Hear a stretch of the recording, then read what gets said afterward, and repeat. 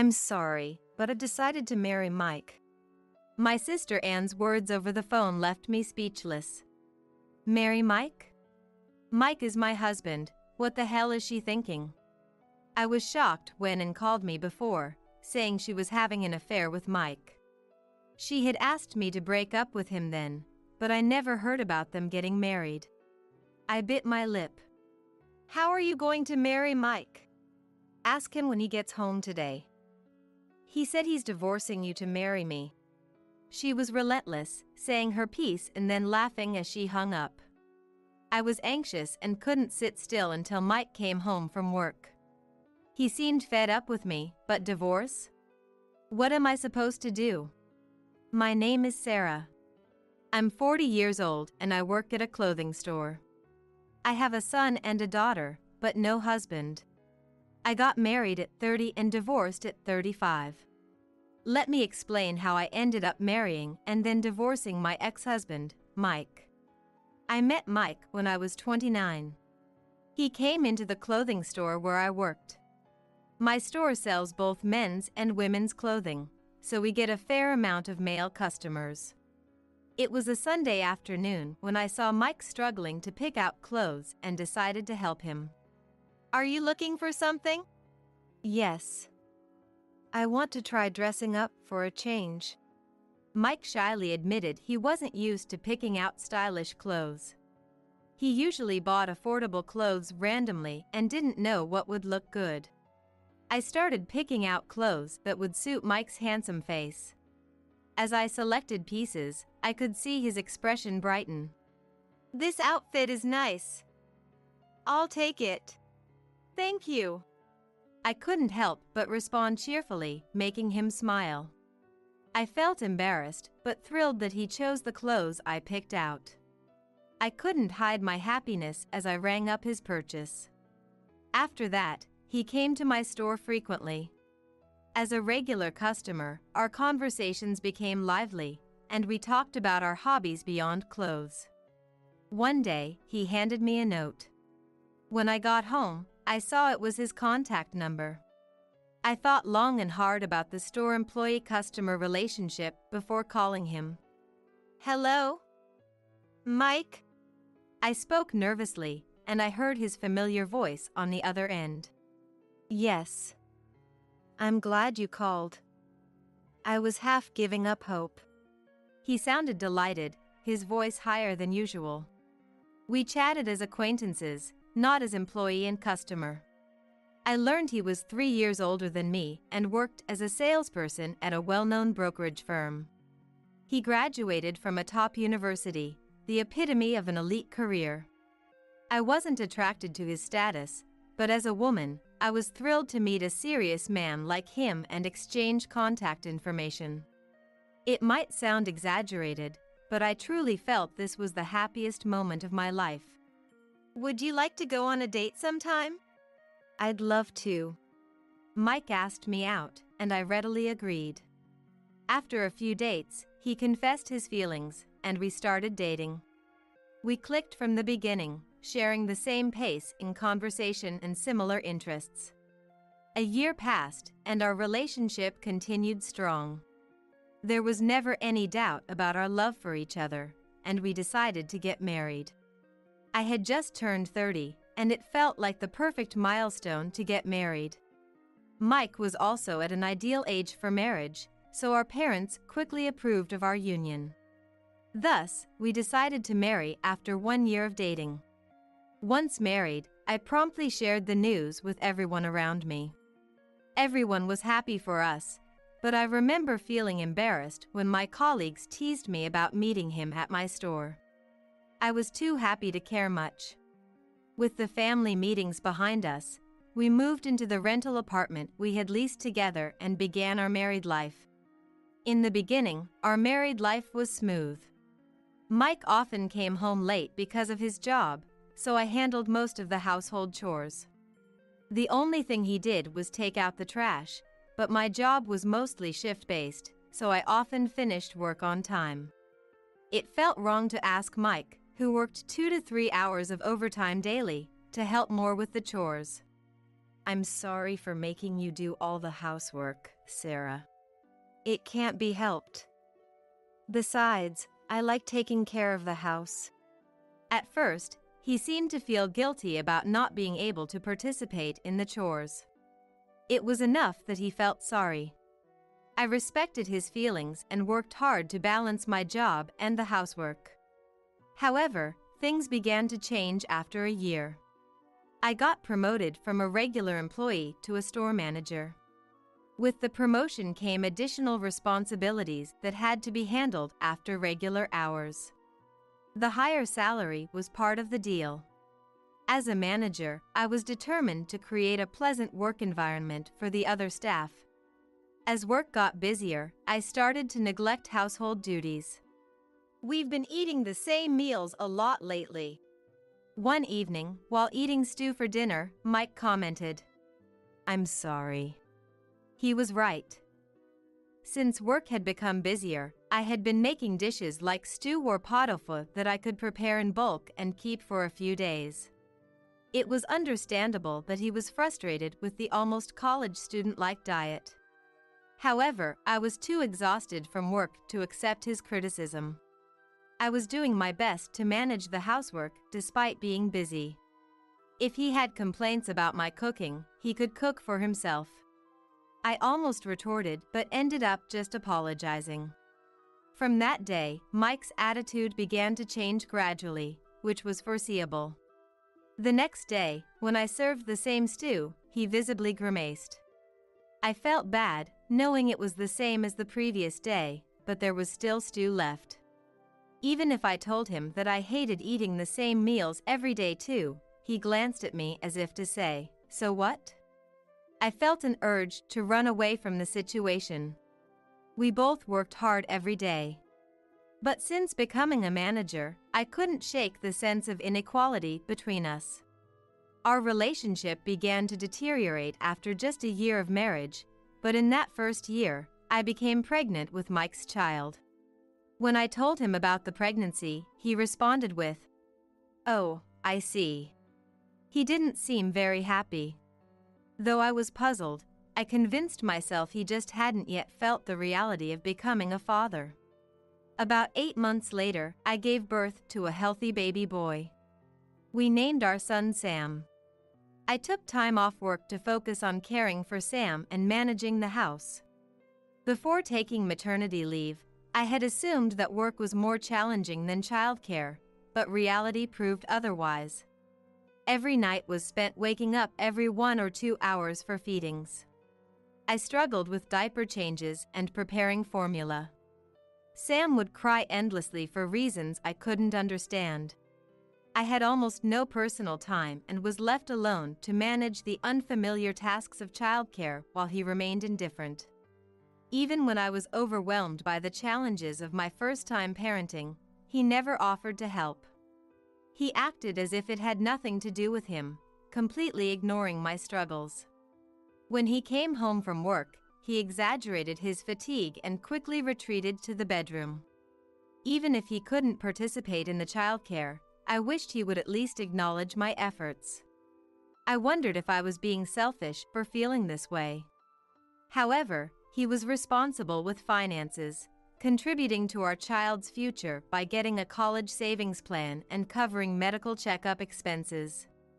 When I wanted to go to the salon, he even hired a helper to give me some free time. While he didn't engage directly in childcare, he wasn't entirely uncooperative. I always questioned his inconsistent behavior. 2 years into my lonely journey of childcare, I gave birth to our second child, a baby girl named Karen. This time around, I managed the challenges more calmly than with my first child. However, taking care of 2 young children alone still required immense patience, especially since our eldest was only 2 years old. By this time, our conversations had dwindled. Mike started working even longer hours, often coming home after I was already asleep. Our lives were completely out of sync. I couldn't help but feel lonely, despite accepting it as the way things were. Yet, I was still happy back then. unaware of what he was really doing after work. Our son, Sam, turned 4, and Karen was now 2. I had returned to work when I was 35, putting both children in a daycare center.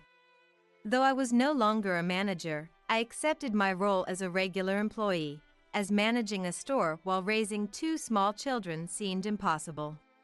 Therefore, I tried to think that I was fully satisfied with my position as an ordinary employee at work. Then, everything changed that summer. One evening, after picking up the kids from daycare and starting dinner, my rarely used smartphone rang. Seeing Anne's name on the screen surprised me. And, my older sister by 3 years, was a busy stage actress and seldom called. We were never close. And was beautiful, popular with both men and women, while I was plain and reserved. Our parents and friends often compared us, and I was jealous of how everyone adored Anne. Naturally, I never tried to get closer to her. Even as adults, I believed we lived in different worlds. So, her call was shocking. What could she want now? Thinking it might be a mistake, I answered anyway, out of sisterly duty. Hello? Finally, you picked up, Sarah. Anne's high-pitched voice wasn't one I wanted to hear for long. What's up? I could hear her take a deep breath on the other end. Well, I'm dating your husband, Mike. So, I'd like you to leave him. What? The sudden revelation made me almost drop the knife I was holding. Didn't you hear me? I said, leave him. What do you mean? And casually admitted to the affair and asked me to leave my husband. I was too shocked to respond, frozen in place. Fortunately, the kids were asleep after returning from daycare, sparing them from seeing my distressed face. It's exactly what it sounds like. I've been seeing Mike for a long time. A long time? Since when? Well, since before your son was born, so about 4 years. I felt dizzy at the length of time. Sam was born about a year after we got married. How could Mike, who used to be so serious, have started an affair with and at such a time? Mike said he started noticing me during the family meeting. At first, he tried to ignore it because I was his fiance's sister. But then we ran into each other in town. I asked him if he wanted to grab a coffee, and he immediately agreed. After that, it was really easy. He fell for my charms. We went on a few dates after work and then started seeing each other. I felt nauseous hearing Anne's truth.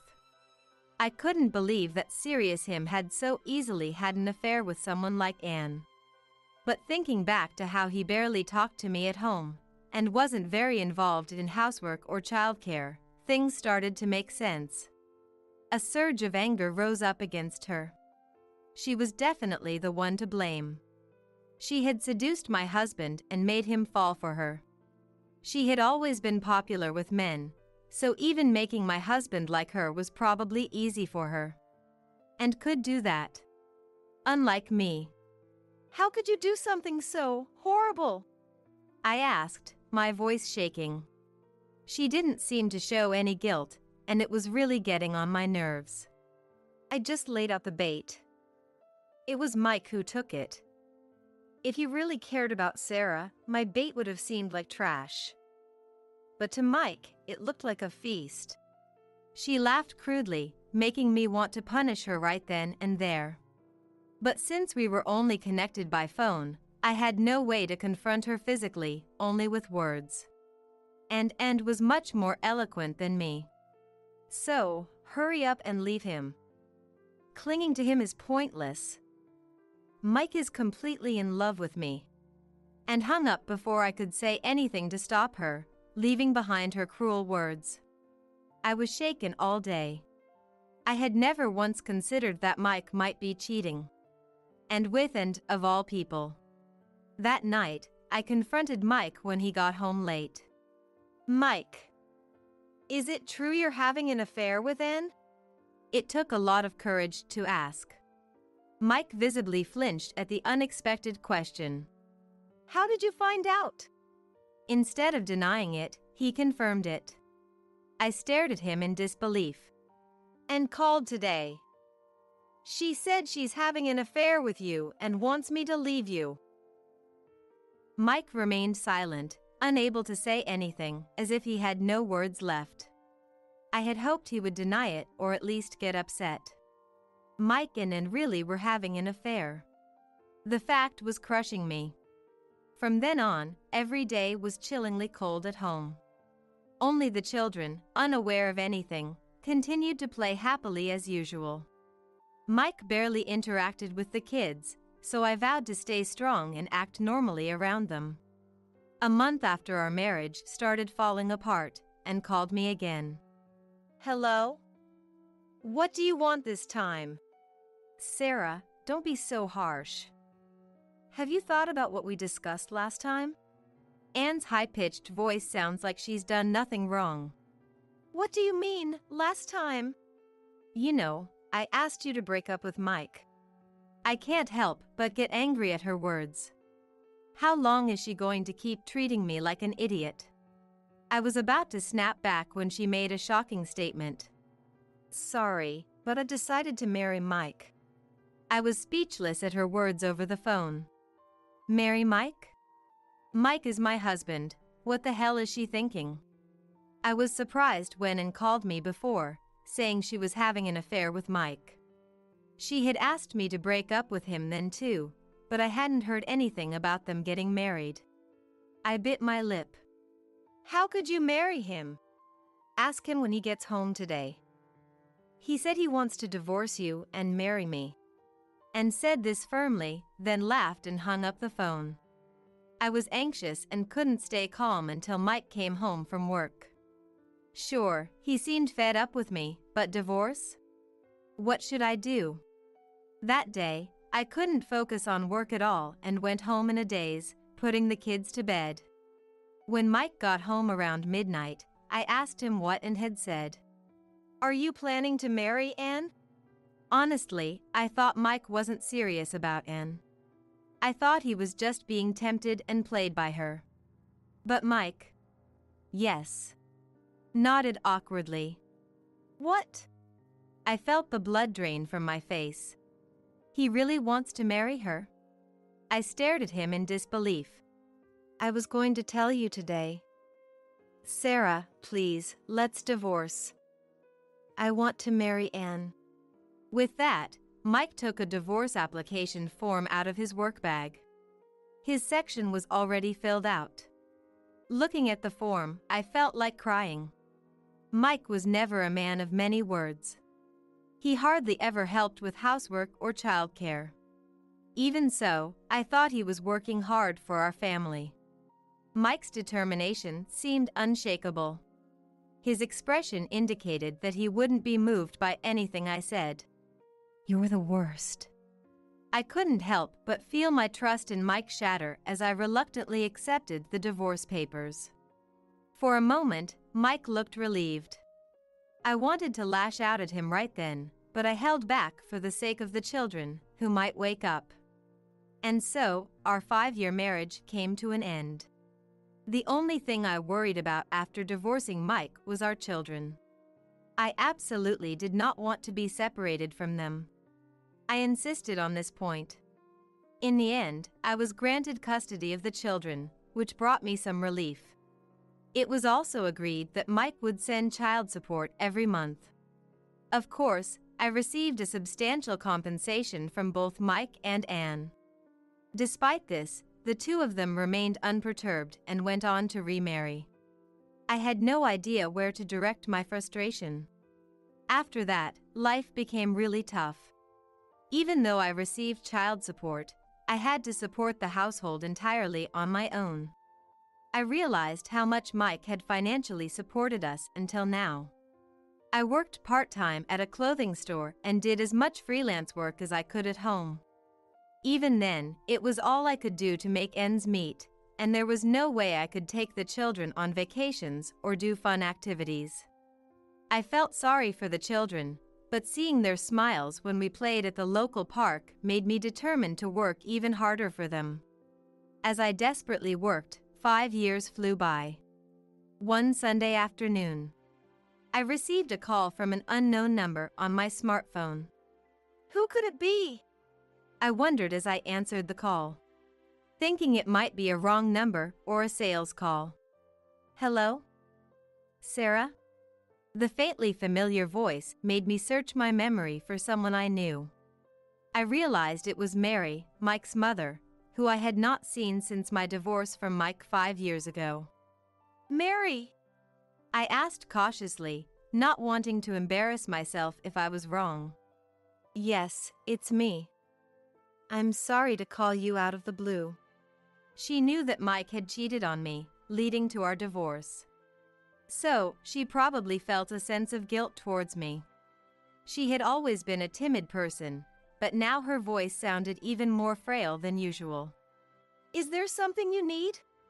Getting a call from Mary now made me feel uneasy. Yes. I'll be straightforward. My son, Mike, passed away from terminal cancer yesterday. What? I couldn't believe the words I was hearing. Mike passed away from terminal cancer? It was hard to believe. When he was living with me, he never seemed to have any health issues. I'm sorry to shock you. We are still struggling to accept it ourselves. He was only 43. It was liver cancer, and by the time it was discovered, it was already terminal. I felt a mix of emotions. Mike had betrayed me and married Anne. There was no room for forgiveness for that. Even though he was dead, it didn't change the fact that he had wronged me. Still, I couldn't help but feel shaken by the news of his death. He wrote a will, and he mentioned you in it. I know it's a lot to ask, but could you come see us? I'd like you to hear his final wishes.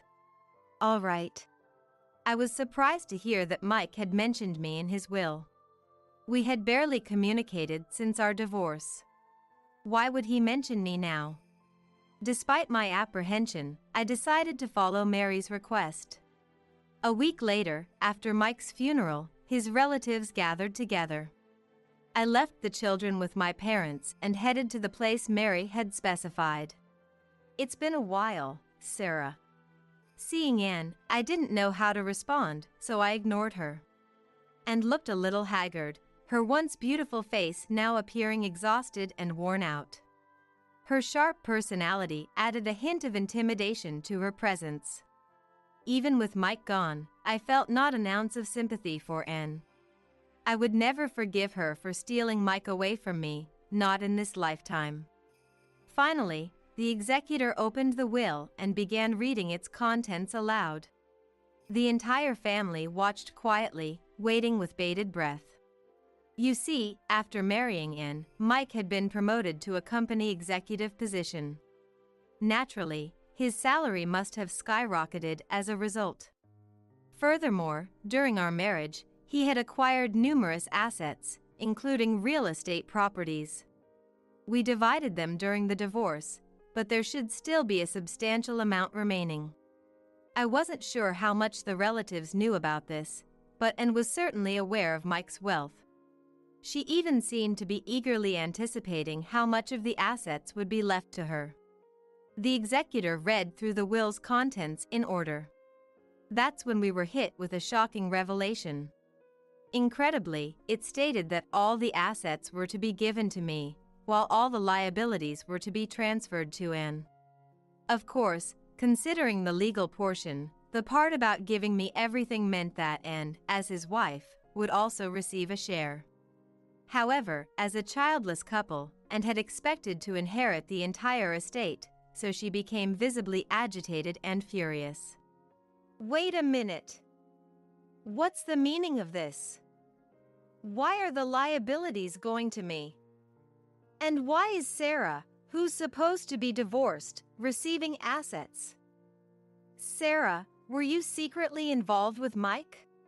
Anne screamed, her hair disheveled as she lunged forward, grabbing my collar. I don't know.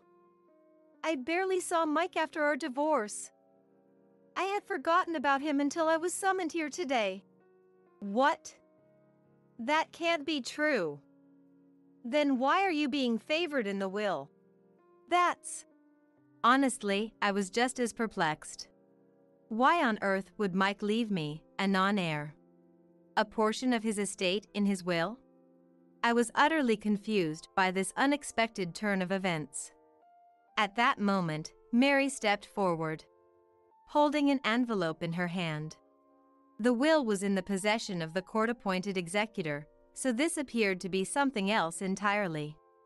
And the answer to your question is written in this letter, Mary announced in a clear voice, and turned to face Mary, a look of surprise on her face. What do you mean? You see, this letter was written by Mike while he was in the hospital and handed to me before he passed. Unlike the will, it simply expresses Mike's thoughts and feelings. But the contents were so important that I decided to reveal this letter if anything happened. I'll read it now. Mary opened the letter Mike had allegedly written and began reading its contents. This is what it said. Ever since he started complaining about feeling unwell, and had inexplicably begun feeding him only heavily flavored foods.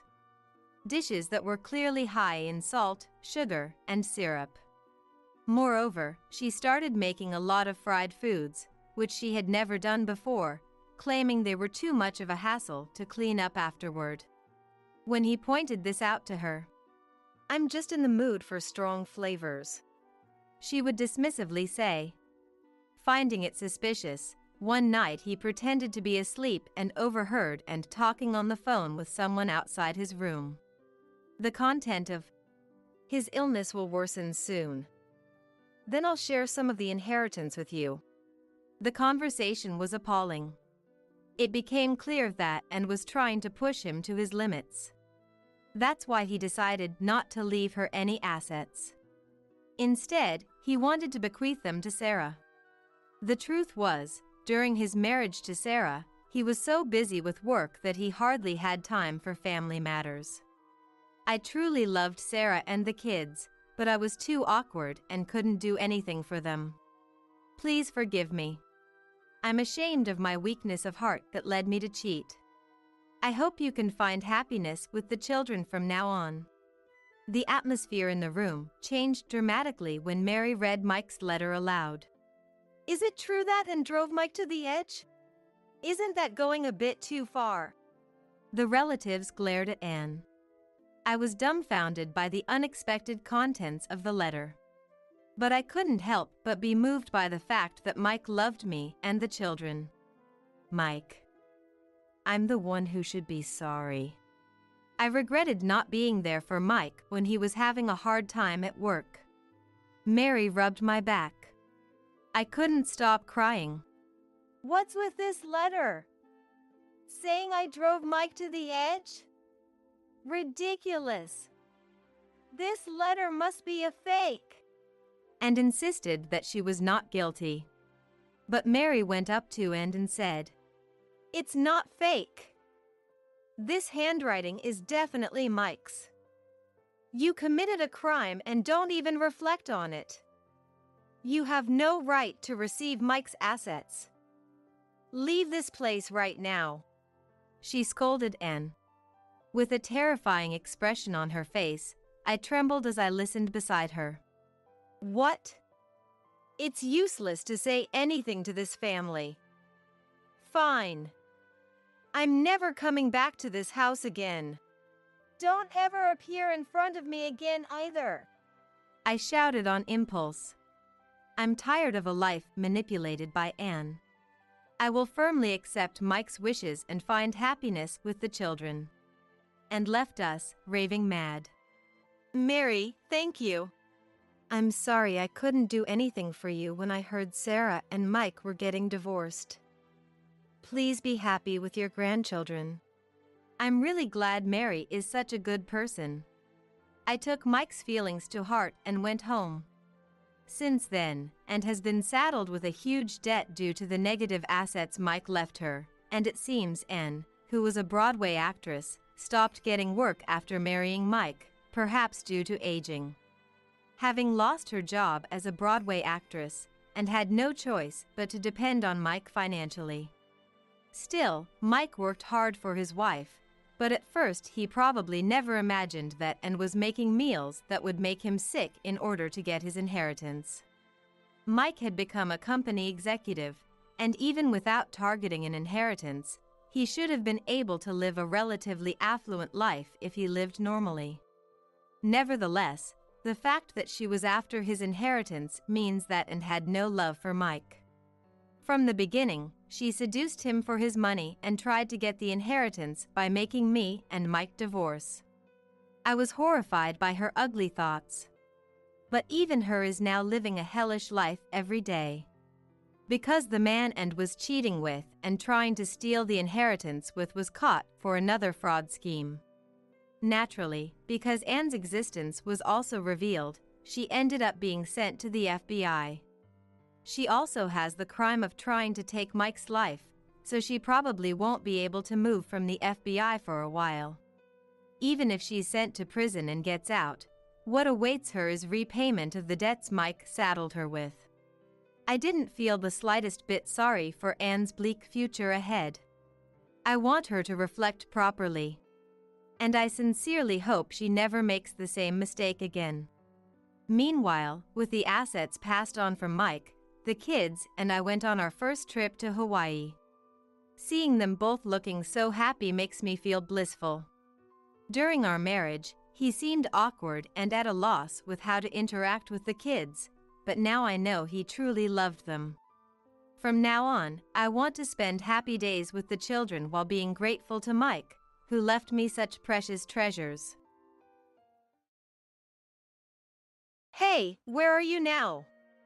The wedding is about to start. I raised my voice to my husband Robert through the smartphone. Today is our beloved daughter, Rebecca's wedding day. Next to me stands Rebecca, clad in a pure white wedding dress. It's almost time for the guests to arrive, yet Robert, our son Daniel, my mother-in-law Samantha, and father-in-law Justin are not here. So, I had the phone on speaker, intending to ask Robert when he, along with Rebecca, would arrive at the venue. Just yesterday, a flight got canceled, and I managed to get a really cheap ticket to Florida. Robert's cheery words left me stunned. Does he have any idea how many hundreds of miles away Florida is? And the wedding is about to begin. It's Rebecca's wedding, no less. The in-laws have always prioritized the eldest son, indulging Daniel limitlessly while treating Rebecca somewhat dismissively. So, I had suspected they might not be too enthusiastic about attending today's wedding. But this is beyond what I could have imagined. This is beyond discussion. I'm at a loss for words. Disbelief. Disappointment. Emptiness. A myriad of emotions come and go. Okay. Have fun then. With just those words, I ended the call. What a thing to do on the day we celebrate Rebecca's wedding. How pitiful Robert and Daniel, as her father and brother, are. However, Rebecca smiles in her beautiful dress. Mom, we're going to start the wedding as planned. Rebecca smiles in her beautiful dress. It's okay. It's not like I didn't expect this. Leave it to me. I am Emily, a 50-year-old office worker. I live with my husband Robert of the same age, our 24-year-old son Daniel, and 23-year-old daughter Rebecca. Everyone in the family works and leads a busy life. My parents' house is about an hour's drive away, but Robert's parents live just a few minutes away on foot. When we got married, Robert argued that it would be easier to get help raising children if we lived closer to one set of parents, so we decided to buy a house here.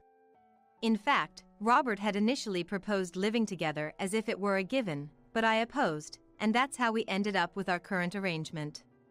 I had no intention of quitting my job, and indeed, balancing work and home life would be challenging, but living with the in-laws would mean our family's own space wouldn't be secured. Frankly, the in-laws' place felt like Samantha's castle, a housewife's domain, and I knew living there would be fraught with difficulty. Justin and Samantha hold somewhat outdated views, believing that a woman should become a housewife upon marriage and that the eldest son is to be prioritized above all. So when I married Robert and chose not to quit my job, I frequently received snide remarks, and they repeatedly pressured me to give birth to a boy. I was relieved from the bottom of my heart that we didn't end up living together.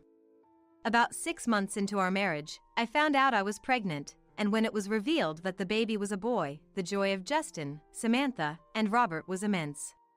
Moreover, Samantha cheerfully offered, "Emily, you have work, right? Don't worry, I'll take care of the baby." Samantha cheerfully offered. Despite having made countless snide remarks about my continuing to work post-marriage, her attitude changed unbelievably. Indeed, after giving birth, Samantha visited our home nearly every day.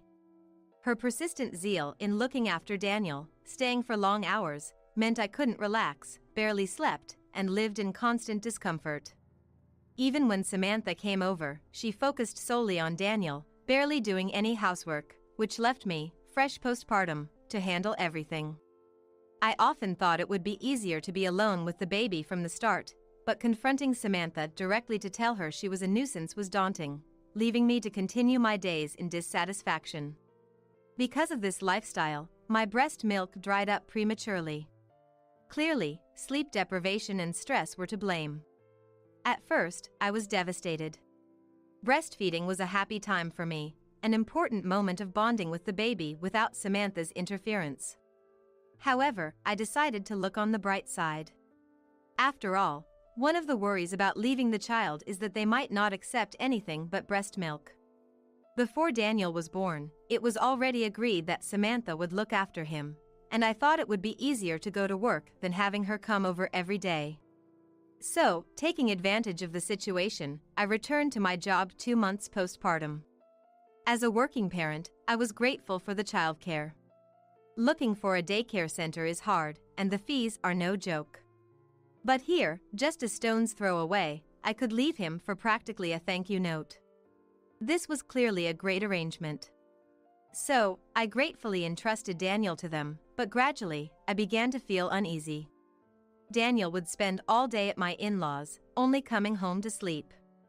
When I went to pick him up after work, "It's still fine, isn't it?" they wouldn't let him go, which was expected, and even on my days off, they'd come over and take Daniel away. "I'm watching him, Emily. You rest."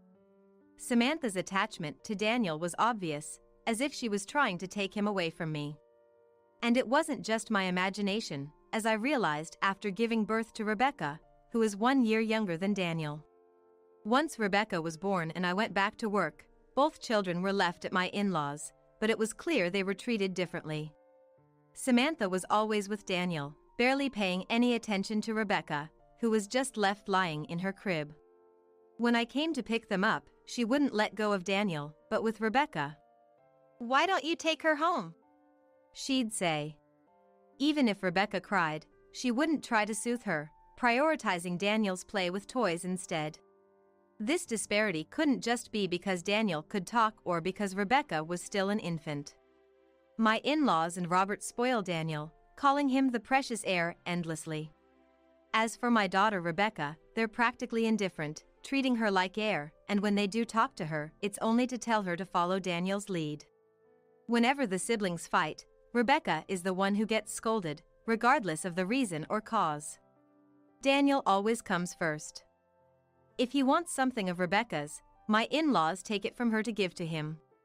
They revered Daniel, the eldest son, like a religion, forcing Rebecca to be subservient and sacrificial. This has been the case since they were young and hasn't changed as they've grown. Of course, I thought this way of raising them was wrong, so I've repeatedly tried to discuss it with Robert. I wanted them to treat both children equally, and to convey that to my in-laws. But Robert wouldn't listen. Instead, he'd say, "Daniel is the eldest son, so it's only natural." Being an only child and the eldest son himself, Robert was raised to believe he was king, thinking such treatment is normal.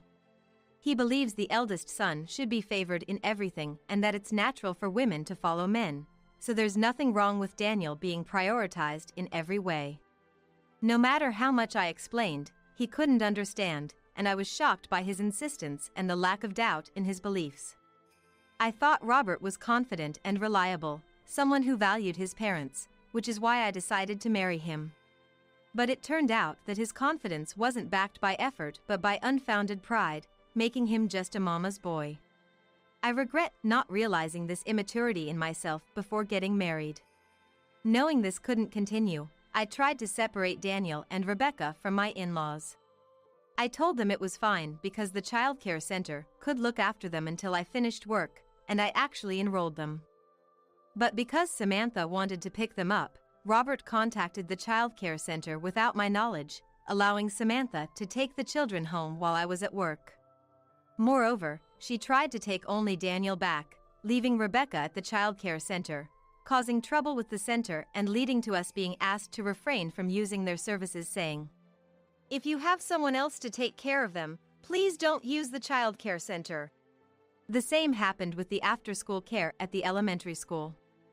Ultimately, we couldn't use it because Samantha insisted on taking care of Daniel. However, I had hoped that as they got older, they'd be able to stay home alone and wouldn't need to go to my in-laws anymore. My in-laws kept spoiling Daniel to keep him close. They would lure him with sweet words and things he wanted, making me and Rebecca out to be the bad guys, instilling in Daniel that his allies were my in-laws and Robert. Growing up in such an environment, Daniel was heavily influenced by my in-laws and Robert. He would demand anything he wanted from them, and they would comply, while increasingly looking down on me and Rebecca. His demands towards us were in a commanding tone.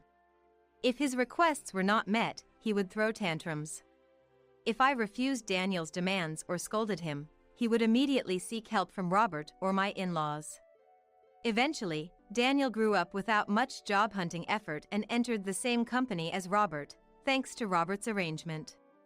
Robert proudly said he had personally asked the president, but I was worried whether Daniel could fulfill his job responsibilities properly. In stark contrast, Rebecca thoroughly researched her industry, visited various companies, and eventually received an offer from a company where she could do the job she wanted. Interestingly, my in-laws only gave a brand-name suit and shoes to Daniel as a graduation gift. Nothing for Rebecca. Not even a congratulations. Having seen how hard Rebecca worked, I sincerely told her well done and congratulations, then we celebrated by eating something delicious, and bought her a commuting bag. I thought her efforts and their results deserved praise. By this point, Rebecca was used to the disparity from my in-laws and seemed not to care, but as a parent, it was still hard to accept that my children were being treated so differently. A few years after Rebecca became a working adult, it was decided she would marry her colleague, William. William seemed like a kind person who would cherish Rebecca, and her smile was serene when they looked at each other, assuring me they would build a happy family. The young couple had carefully planned their wedding, choosing a venue within their budget that met their desires. As their parent, I barely needed to be involved, only asking if there was anything I could help with. Interestingly, Robert, Daniel, and my in-laws seemed to have little interest in Rebecca's wedding. I don't know the details since Rebecca handled the invitations, but from her saying, "I've invited them," without further comments, I could guess it was the usual attitude. It's pitiful that they show so little interest in the wedding of a beloved daughter. Lately, I've been thinking I should have divorced sooner. Divorce is said to be difficult, and I couldn't bring myself to make a significant change, but their attitude is disrespectful to Rebecca and William. I'll support Rebecca as much as possible so she can start her new life happily. On the day of Rebecca's wedding, the venue was an exclusive one that limited to one couple per day. Although the ceremony was in the afternoon, the bride and groom had to prepare from the morning, so I was in charge of welcoming guests, making arrangements, and greeting friends who helped. As the mother of the bride, it was natural. I wanted to do at least this much since the two had prepared everything themselves so far. Although I arrived early to get ready, being able to understand the venue and see Rebecca in her beautiful dress first were perks I enjoyed. As I was busily yet joyfully preparing, Robert, Daniel, and my in-laws had not shown up, even when it was almost time to receive guests. They had no specific roles, so it was fine for them to arrive with the other guests, but as family, I had hoped at least Robert and Daniel would be on the welcoming side. Mom? Rebecca, dressed in her wedding gown, approached me in the dressing room area. Have Dad and the others arrived? They haven't. Should I call them? I need to go and welcome the guests soon. It's frustrating that on a day like this, they can't even act like proper parents. I take out my smartphone and call Robert. I put it on speaker so Rebecca can hear as well. The phone rings. A sense of relief washes over me that the call goes through. Hello? Where are you right now? The ceremony is about to start. In Florida, why? What? What did he just say? Florida? Just yesterday, a flight got canceled, and I managed to get a really cheap ticket, so we're in Florida. Robert says cheerfully. Yesterday? Today is Rebecca's wedding. Today's Saturday, right? We're staying in Florida until Monday. We've taken the day off. Who's we there? My dad, Mom, and Daniel. The Monday off was supposed to be for seeing off William's parents. They live far away and came here for the wedding. We couldn't have a family meeting before the wedding, so we planned to have lunch together afterward to deepen our relationship. So you knew today was the wedding and still went to Florida. Daniel wanted to go since we managed to get the flight. What else were we supposed to do, right? Right, Daniel. Rebecca sighs heavily at her father's words. Never mind. She murmurs, looking up to the sky. Since I had the speaker on, everyone around could hear the conversation, causing the staff to start murmuring among themselves. If they're in Florida now, there's no way they can make it to the wedding. Rebecca asks a nearby attendant to call the wedding planner, likely to inform them that Robert and the others won't be coming, to cause such inconvenience and stress to the bride right before her wedding. Jealous? We're on a family trip to Florida. Robert's high spirits can be heard, with Daniel laughing in the background. It was clear who Robert's family referred to. Obviously, Rebecca and I weren't included. Something inside me snapped. Okay. Have fun then. With just those words, I end the call. This is beyond discussion. I'm at a loss for words. Disbelief. Disappointment. Emptiness. Various emotions ebb and flow. Mom, let's start the ceremony as planned. Rebecca says. As planned. With the family seats empty. It's okay. It's not like I didn't expect this. Leave it to me. Rebecca smiles in her beautiful dress. I feel sorry, yet incredibly proud. Rebecca is my pride. The ceremony and reception proceed without the bride's brother, father, and paternal grandparents. There were moments when the groom's side and other guests seemed unsettled by their absence, but the couple moved forward with happy smiles. Next, we have a letter from the bride, Rebecca. The lights dim in the venue, focusing a spotlight on Rebecca. Thank you for joining us on our special day. Rebecca begins, her voice clear and strong, holding the letter in her hand. First, I'd like to address the empty seats on my family's side. My father, brother, and paternal grandparents are not present, for which I am deeply sorry. I truly apologize. The room goes silent with her apology. Those close to me know this, but I was not acknowledged by them growing up. I did invite them and received their RSVP, but they went to Florida yesterday. They told me just before the wedding that they'd be there until Monday. The room buzzes with whispers at the revelation. It's an unbelievable situation for many. It's painful to make Rebecca speak of such things at a celebration. However, I saw this as an opportunity to share the truth with you all. After all, it's clear who's out of touch with common sense, right? Rebecca's light-hearted comment brings a soft laughter from the audience. Her adorable demeanor slightly lightens the mood.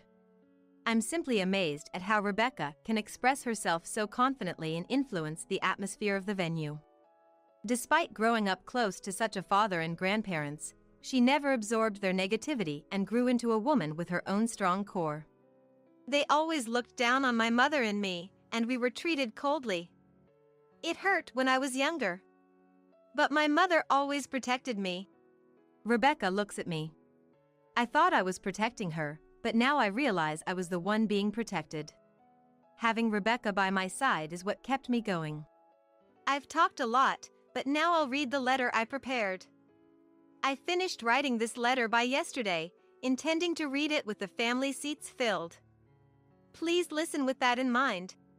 Rebecca opens the letter she's holding. William is standing beside her, looking at Rebecca tenderly, as if to support her. Rebecca's voice fills the room as she begins to read slowly. After expressing her gratitude to the attendees and the joy of getting married, she takes a breath and continues reading. I've written down the thanks I usually can't express. Please listen. Mom, I've always seen how busy you were with work and household chores since I was a child. You've always been there for me, and I never felt lonely. The nutritious and delicious meals you cooked, being able to talk about makeup and fashion, Mom, you're the most reliable and admirable woman I know. Long before I could even remember, my dad's parents and my dad would often say to me, it would have been better if you were born a boy, if you had to be unnecessary, at least be useful to your older brother. But every time, Mom, you'd hug me and say, Rebecca is my treasure. Let's find lots of things you love and enjoy them together. Even though Grandma and Grandpa were harsh to you, you always smiled for me, and I'm truly grateful and admire you for that. Because of all the love you poured into me, no matter how badly my dad's parents, my dad, and my brother treated or said to me, I could always remember joy and kindness. Thank you so much. No matter how many times I say it, it's not enough. I love and appreciate you deeply. From now on, I'll protect you, Mom. I'll return the love you gave me, filled with even more love. The only family I could ever call mine has always been you, Mom. Now that I'm married, my family will grow. Let's enjoy and be happy together, Mom. Rebecca's radiant smile made me tear up. Grateful for how kind she has grown. She expressed her thanks to me, but having Rebecca has been my strength. I hope she finds much happiness with her husband and, someday, their children, expanding the precious family she cherishes. That would be the best way she could return my love. Warm applause filled the room as Rebecca finished reading the letter. The wedding was reaching its climax, with the last task being to see off the guests. The bride and groom, along with their parents, were the first to leave the venue for the farewell. Mom, how was the letter? As we found our places following the staff's directions, Rebecca asked me this. I was happy. I've gained another treasure. I packed all my sincerity into it. Thank you. You're welcome. I had planned to read it in front of those who aren't here today. Yes. Rebecca had said that initially. The letter was written assuming Robert and the others would be attending. What would have happened if they truly had been there? I had already told everything to William's parents beforehand. I thought we might cause trouble, and I was planning to read this letter from the start. Through Rebecca and William, his parents smiled at me. It must have been hard. If there's anything we can do, please let us know through Rebecca. Their kind words warmed my heart. I hadn't expected to be understood like this. Busy with work and home, I struggled through suffocating days, focusing solely on protecting Rebecca and not bending to injustice. Never thinking to change the situation or ask for help. Maybe the world is kinder than I thought. Rebecca made me see that. Thank you. I truly am a happy mother. During the farewells, everyone, while leaving, voiced their dissatisfaction and complaints about Robert and my in-laws. Especially Rebecca's friends, who praised her, saying, "You did great." Some even cried. It seems Rebecca had shared her family situation with her close friends, who sympathized with her struggles. They were prepared to back Rebecca up if anything happened during the reception. Surrounded by such wonderful friends, Rebecca is indeed fortunate. And to me, everyone offered comforting words and support. Despite revealing scandalous family dynamics, hardly anyone reacted as if they were handling a hot potato. Everyone was just so kind. Surely, it's Rebecca and William's good nature that has brought these wonderful people together. I'm proud of my Rebecca and thankful for William, a wonderful person. This wedding couldn't have been happier for me. I'm filled with gratitude towards Rebecca. What did you say to Mr. Martinez, my manager? After seeing off Rebecca's in-laws on Monday and parting ways with Rebecca and her family, Robert called my smartphone. As soon as I answered, he blurted out that line. What are you talking about? Why are Daniel and I on house arrest? It seems Robert was angry, but this house arrest couldn't possibly be my fault, so I sighed, expecting another baseless accusation or venting. Well, I had heard some of it from Mr. Martinez. Didn't Mr. Martinez explain the reason? So it was you. You really went and told him unnecessary things. You weren't at Rebecca's wedding, were you? There's nothing to tell. Why did you invite him? He lives nearby and has always been helpful. Mr. Martinez's youngest daughter is friends with Rebecca, so it's not strange at all. The Martinez family, Robert and Daniel's manager, lives in our neighborhood. Robert, who does nothing at home, wouldn't know, but Mr. Martinez and his wife actively participate in community activities like weeding, festivals, and children's events. I often had the chance to talk to them. Above all, it was Rebecca who decided to invite Mr. Martinez and his wife to the wedding. Now I understand, it was to make Mr. Martinez aware of Robert and Daniel's true nature, especially after the letter incident. After the wedding, Mr. Martinez was furious with Robert and Daniel. Not only did he learn about their treatment towards me and Rebecca, but their absence from the wedding and trip to Florida was unacceptable, he said, promising to report it to the company president. Apparently, Robert and Daniel don't have a good reputation within the company. There are rumors of them dismissing women's opinions in meetings or behaving rudely towards female colleagues. But no formal complaints have been filed yet. Where there's smoke, there's fire, but the truth hasn't been revealed. It's possible they've been quashing these issues using their positions. Especially Robert, who could easily intimidate younger employees or use his influence to bury problems. Mr. Martinez realized this might be an issue of their character. Even without a formal position, Daniel's actions could become a serious matter, but Robert has subordinates. For someone in a leadership position to engage in regressive behaviors is intolerable, according to Mr. Martinez. The company president has publicly declared zero tolerance for personal attacks or gender discrimination, so some form of disciplinary action against Robert and Daniel seems likely. What the hell am I supposed to do now? It's your own fault, isn't it? What? Who do you think you're talking to? No one else but you. Where are you now, anyway? I just got off the plane. And now I'm getting calls from Mr. Martinez when I'm just about to head home. From Robert's words, I could tell they'd be home in about an hour. I felt relieved I had packed up and left. Rebecca is moving to her new place, and I'm going back to my parents' house. Back to your parents? I left the divorce papers on the table for you to sign. What? You'll hear from the lawyer later. Please take care. Hey!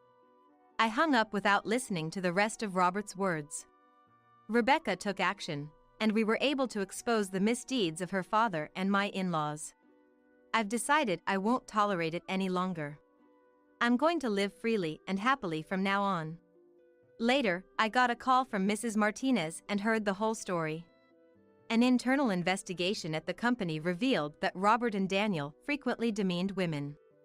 The company president, upon learning about the wedding incident, stated, "I cannot trust someone who doesn't cherish their family," resulting in Robert and Daniel's demotion and salary reduction.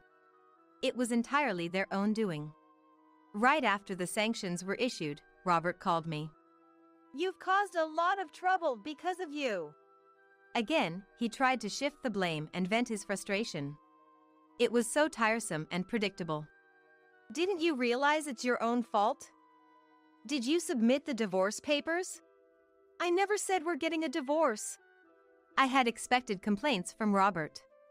My in-laws and Robert always cared about public image, preferring to hide and lie about unsightly truths. But this time, it was futile.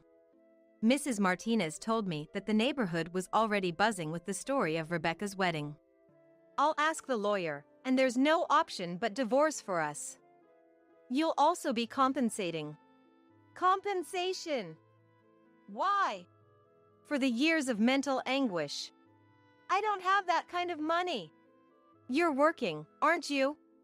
We split the household expenses, with Robert covering the house-related costs and me the daily living expenses. I didn't know how much savings he had, but I assumed he earned enough. After all, we both worked. It turns out he had been squandering any available funds on things like a new car for Daniel, expensive suits, and trips with my in-laws. So, he didn't want a divorce, likely because he was counting on my income. That's ridiculous. Emily, reconsider the divorce, will you? Don't call me by my name, it's creepy. What? I'm definitely getting a divorce. And I'll take the compensation. Be prepared. With that, I ended the call. It took some time, but the divorce was finalized, and I got the compensation. Through the lawyer, we conveyed, if you don't agree to the divorce, we'll go to court. And quickly reached an agreement for an uncontested divorce. They probably wanted to avoid the social stigma of a drawn-out legal battle. Afterward, Robert and Daniel, feeling unwelcome at the company, eventually resigned. Robert, needing to cover living expenses and compensation, is now juggling part-time jobs. With limited earnings and needing to reduce expenses, he sold the house and moved in with his parents along with Daniel. Pampered and prideful, Daniel retreated from the humiliation and mockery from colleagues and friends, becoming a shut-in, not working at all. The downfall of their precious son and grandson shocked and bedridden my husband's parents. It was entirely their own fault. Meanwhile, Rebecca is expecting, soon to enter her final month of pregnancy. I'm already looking forward to the day my grandchild is born. The baby, a boy, won't be meeting or even knowing about Robert and the others, as Rebecca decided. It's an unavoidable decision. As for me, after initially staying with my parents, I've rented an apartment near my work for independent living. With newfound freedom, I've taken up gym membership and frequently host Rebecca and her husband. I'm leading a fulfilled life, finding joy in each day. My life still holds many more enjoyable moments ahead.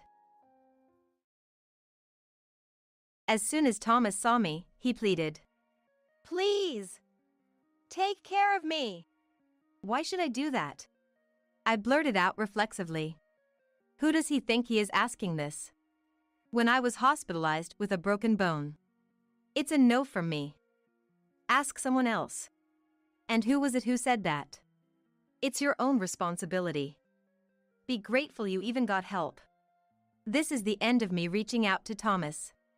I am Elizabeth, 32 years old. Married 5 years ago, with my husband Thomas, our son Anthony, and our dog Max. We're a family of 3 and 1 pet. Thomas works at a major IT company and is very busy every day. Leaving home early in the morning and often not returning until the date changes isn't uncommon. He frequently works on weekends and takes business trips once a month. Thanks to that, Thomas rarely spends time with the family and has almost no memories of playing with Anthony. However, he has risen rapidly in his career, attaining a managerial position in his 30s. We were able to build my dream house because Thomas worked so hard. My parents are farmers in a rural area. That's why I always longed for a suburban house with a yard. Thanks to Thomas, Anthony and I live comfortably. I've come to terms with our limited family time. To outsiders, we might seem like a blessed family. However, due to my husband's frequent absence, I handle all the childcare and housework alone. It's basically single parenting. I wanted to work and send Anthony to daycare, but Thomas insisted on a preschool that also teaches. So Anthony goes to preschool and I ended up as a housewife. But I have a reassuring friend. My childhood friend Madison. We're the same age and from the same countryside. By coincidence, our kids attend the same preschool.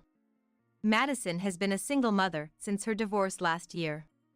After dropping Anthony at preschool, having coffee at my place is my only break. We share our gripes about Thomas and the hardships of parenting. It's when I'm talking to Madison that I realize something. Unknowingly, I've been harboring dissatisfaction towards Thomas. People always say it's wrong to feel dissatisfied in my situation, and I thought so too. But maybe, I was just convincing myself not to be discontent.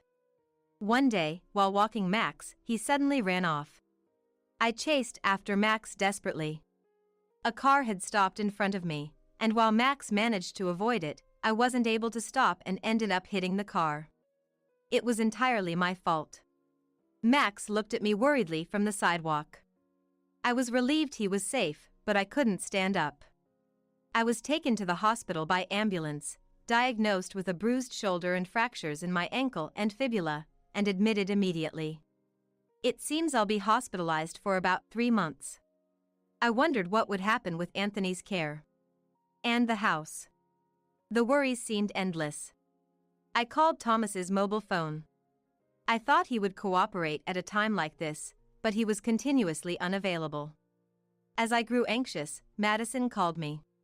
It was to discuss costumes for the preschool play, but I cut the conversation short and asked her to take care of Anthony. Madison was initially surprised and concerned for me, but hearing that I sounded stronger than expected, she gladly agreed to look after Anthony. I was so grateful I almost cried. Next, I phoned Mom to briefly inform her of the accident and my weeks-long hospital stay. She said she'd come as soon as she finished her tasks. Until Mom arrives, Madison would be the only one to rely on. After hanging up with Mom, Thomas finally called. Sorry, I was too busy to answer the phone. I reported the accident to Thomas and asked him to bring some clothes and essentials. But his response was unbelievable. No way. Why should I do that? I have to get up early tomorrow, ask someone else. I had expected Thomas to be incredibly worried, but I was the one shocked. Not just because he refused to bring my things, but because he showed no concern at all. I had hoped for Thomas to worry about me and our family. Was I too naive to expect kind words from Thomas? The next day, Madison came to the hospital. She brought my change of clothes and other necessities from home. Madison has a key to my house. And I have one to hers. We always agreed to help each other out in emergencies. I brought extra towels. Let me know if you need anything else. Madison's thoughtfulness made me feel so grateful. After Thomas's behavior yesterday, her kindness was a relief. I couldn't help but tear up. Madison said with a laugh, "You're overreacting," lending me a handkerchief. Madison is the complete opposite of me, calm, good at reading the atmosphere, and empathetic. I've never seen her in a fight. She's nothing like me, who wants to get a qualification and work outside. Are you okay from the injury? Take better care of yourself. Madison's ever-gentle tone comforted me. Don't worry about Anthony. He stayed at my place last night and slept with my kids. Without me saying anything, Madison understands. Why is Thomas so indifferent to us? I get he's busy, but he doesn't even visit you in the hospital and hasn't seen Anthony, right? While Madison visited, I vented my frustrations about Thomas. Seeing me sighing and lamenting, Madison smiled kindly. Men are like that sometimes. He's probably under stress we don't know about at work. Maybe, but not showing his face or concern, that's going too far. Thomas works late, he's not just out having fun, right? That's true. We have a comfortable life and our own home because of Thomas. He does earn enough for us. I felt somewhat convinced by Madison's words. Let me know if you need anything. I can make time to come see you. Talking to Madison lightened my mood a bit. I'll have a proper talk with Thomas once I'm discharged from the hospital. Right now, I just wanted to see Anthony. Mom came from the countryside to help, and after 3 weeks, I was finally home. Mom dropped me off and left immediately due to responsibilities back home. My house felt so nostalgic after 3 weeks. Max greeted me. He barked at my crutches as if they were the enemy. I sat on the sofa and looked around. Nothing had changed. Home really is comforting. Max kept barking at me, even as I relaxed on the sofa. There are no crutches now. What's wrong? Max dove into my bag and pulled out a handkerchief. The one I meant to return to Madison. I had put it in my bag to wash it at home. Max grabbed the hem of my pants and started pulling. He seemed to want to take me somewhere.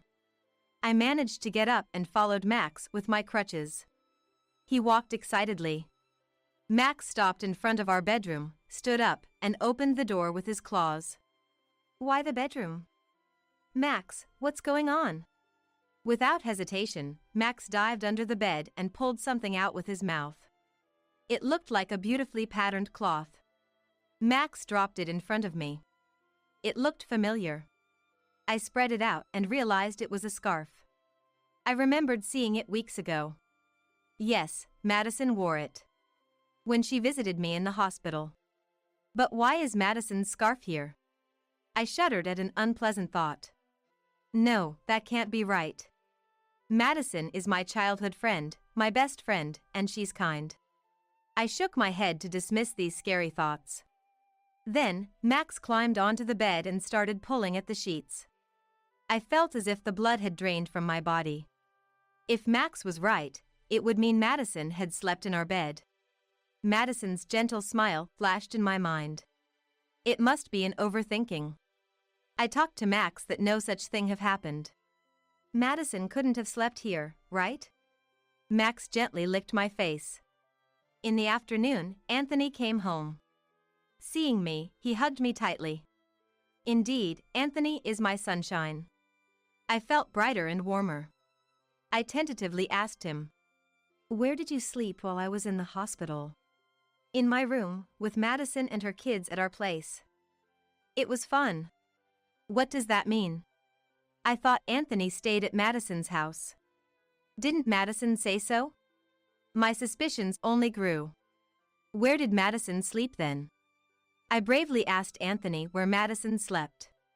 "I don't know. But she and Dad were talking in the living room late, probably drinking too." "I don't know. But she and Dad were talking in the living room late, probably drinking too." I left Anthony and went back to the bedroom. Standing there alone. The thought was overwhelming. Thomas and Madison in this bed while my family and I were ignored. I couldn't believe it. Or rather, I didn't want to believe it. The bed was neatly made, no sign of any disturbance in the sheets or duvet. But could the smell not have been completely removed? And then there was the forgotten item. That Max had noticed it. Since discovering this suspicion, I couldn't sleep in that bed. I started sleeping with Anthony. He was happy, not suspecting anything. Thomas had become a repulsive presence. With so many thoughts swirling in my head, there were many days I couldn't sleep. Where did we go wrong as a couple? When my leg cast was removed, Thomas left the house in a strangely good mood.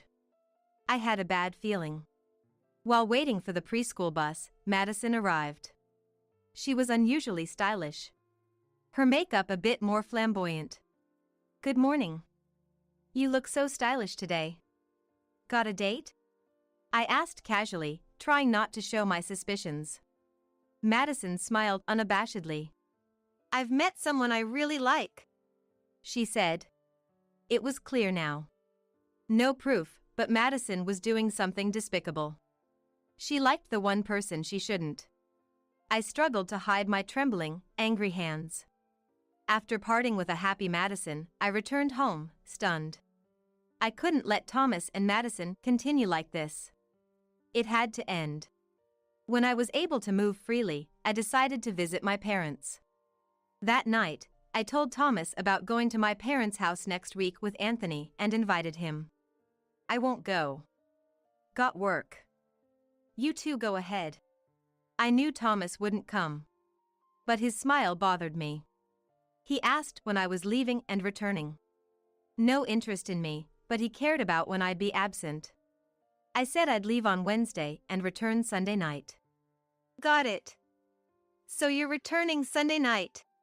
Thomas pulled out his mobile phone and started entering something in his schedule. I could tell why he was so keen on confirming our return date. I didn't miss the smirk on Thomas's face as he fiddled with his phone. The 5 days at my parents' house were wonderful. Anthony was extremely interested in farming, spending every day in the fields with Dad, enjoying playing in the dirt. On our way home, I had fun. I want to come back, Anthony kept saying. Thinking about the confrontation awaiting at home, I felt heavy-hearted. After I returned from my parents', Thomas suddenly announced he was going on a week-long business trip. Previously, his trips were at most 2 nights long. A week seemed suspiciously long. Seeing my puzzled face. Got a lot of clients to visit. Might even land a big contract. Thomas started talking about work, something he usually doesn't do. It sounded like he was trying to cover up guilt. Yet, he was in a great mood while packing, humming tunes. It looked more like preparing for a vacation than a business trip. Thomas left early in the morning. Even unusually saying, "I'm off." And he left. I heard the engine sound outside. He wouldn't use the car for a business trip. Feeling something was off, I stepped outside and saw our car parked in the garage. Back inside, I casually looked at the shoe rack and noticed Thomas's hiking shoes were missing. You don't pair hiking shoes with a suit. Checking the closet, his outdoor jacket was gone too. What kind of business trip was this? But still, Thomas being away for a week was a fact. I was relieved not seeing him. By then, I had no romantic feelings left for Thomas. A few days later, while cleaning the house after dropping Anthony at preschool, I received a call from an unknown number on my mobile phone. I answered with caution. It was from a hospital near my parents' house, located in the mountains. Shocked by the call, I rushed to the hospital. After picking up Anthony from preschool, we hurried to my parents'. I explained briefly to Anthony in the car. Thomas had gotten lost while camping, slipped, and fell down a ravine. He was alive but suffered from multiple bruises and a severe open fracture in his leg. Luckily, he was rescued by local firefighters. It could have been life-threatening if not for the rescue. Initially, Anthony joked, "That's just like Mom." But when I told him about the severity, he became serious and worried. I left Anthony with my parents and headed to the hospital. Indeed, Thomas's business trip was a lie. I knew it, but still, I couldn't contain my anger. I felt too kind for bringing his clothes and other belongings. I also brought an important envelope with me. At the hospital, I learned Thomas was in intensive care. While waiting in the lobby, I heard painful screams. It seemed to be Thomas's voice. I was worried, but also thought it was divine punishment. After a while, a nurse guided me to the ICU. There, Thomas was crying and screaming in pain and fear. His neck was immobilized, and his body was wrapped in bandages. Anthony, seeing him, would probably exclaim, "He looks like a mummy," making a big fuss. He was in such a pitiful state. As soon as Thomas saw me, he pleaded, "Please, take care of me." "Why should I?" I blurted out reflexively. Who does he think he is to ask this? When I broke my bone and was hospitalized. It's a no from me. Ask someone else. And who was it who said that? Then, the curtain of the next bed opened. And I screamed. There was Madison. Indeed, they had gone camping together. Madison was injured too. Not just her arms and legs, but her face and head were wrapped in bandages. Her eyes were terribly bruised. She couldn't move freely. Thomas, with his face immobilized and in pain, hadn't noticed the curtain open. He vented his frustration and pain at me. "Do you even understand my pain?" Don't just stand there, start taking care of me. Thomas had fallen from a high place to the bottom of a valley. Of course, it would hurt. He was lucky to be alive. Like I could understand your pain. I snapped back at Thomas. My patience had reached its limit. Thomas lied about a business trip to go camping with Madison, got into an accident, caused trouble for everyone. And now he's making a scene about being cared for. It's your own responsibility. Be grateful you even got help. I was done extending my hand to Thomas. Our marital relationship was already over. Today, here it all ends. Madison is here too, so it's perfect. Time to settle things. I decided to corner Thomas. I didn't care about his pain anymore. Justice was on my side.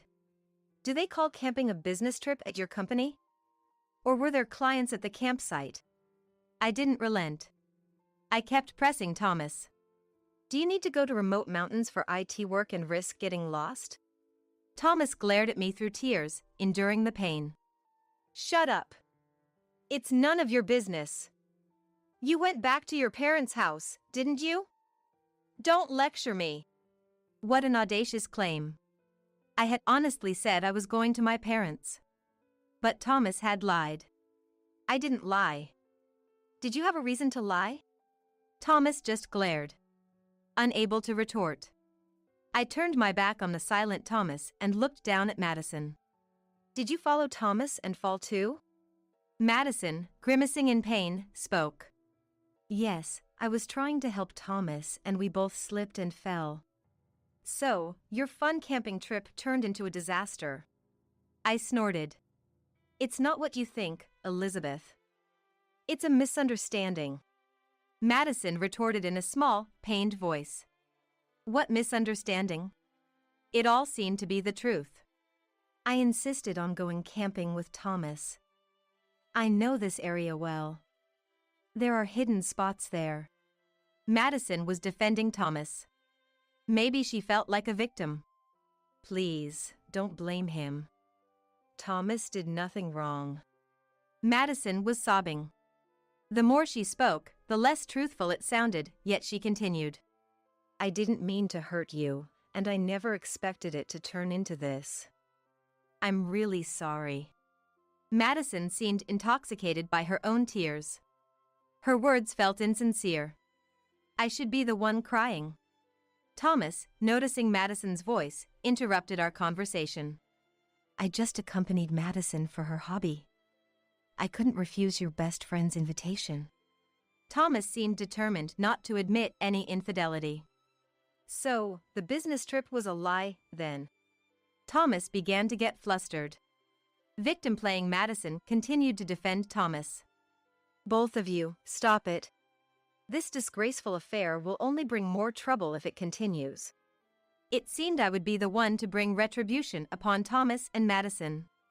I was done with Madison's melodramatic charade. I took out an envelope from my bag, which I had brought from home. I spread out the photos from the envelope over Thomas and Madison's bed. Thomas and Madison were speechless, their eyes wide.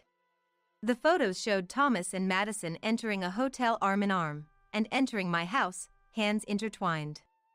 I had hired a detective when Max found Madison's scarf in our bed. They had been meeting not only during my visit to my parents, but also at other times. Thomas turned red with anger. How dare you do this? Spying and sneaking around. We just had dinner together while you were hospitalized. I almost laughed at Thomas's transparent overreaction.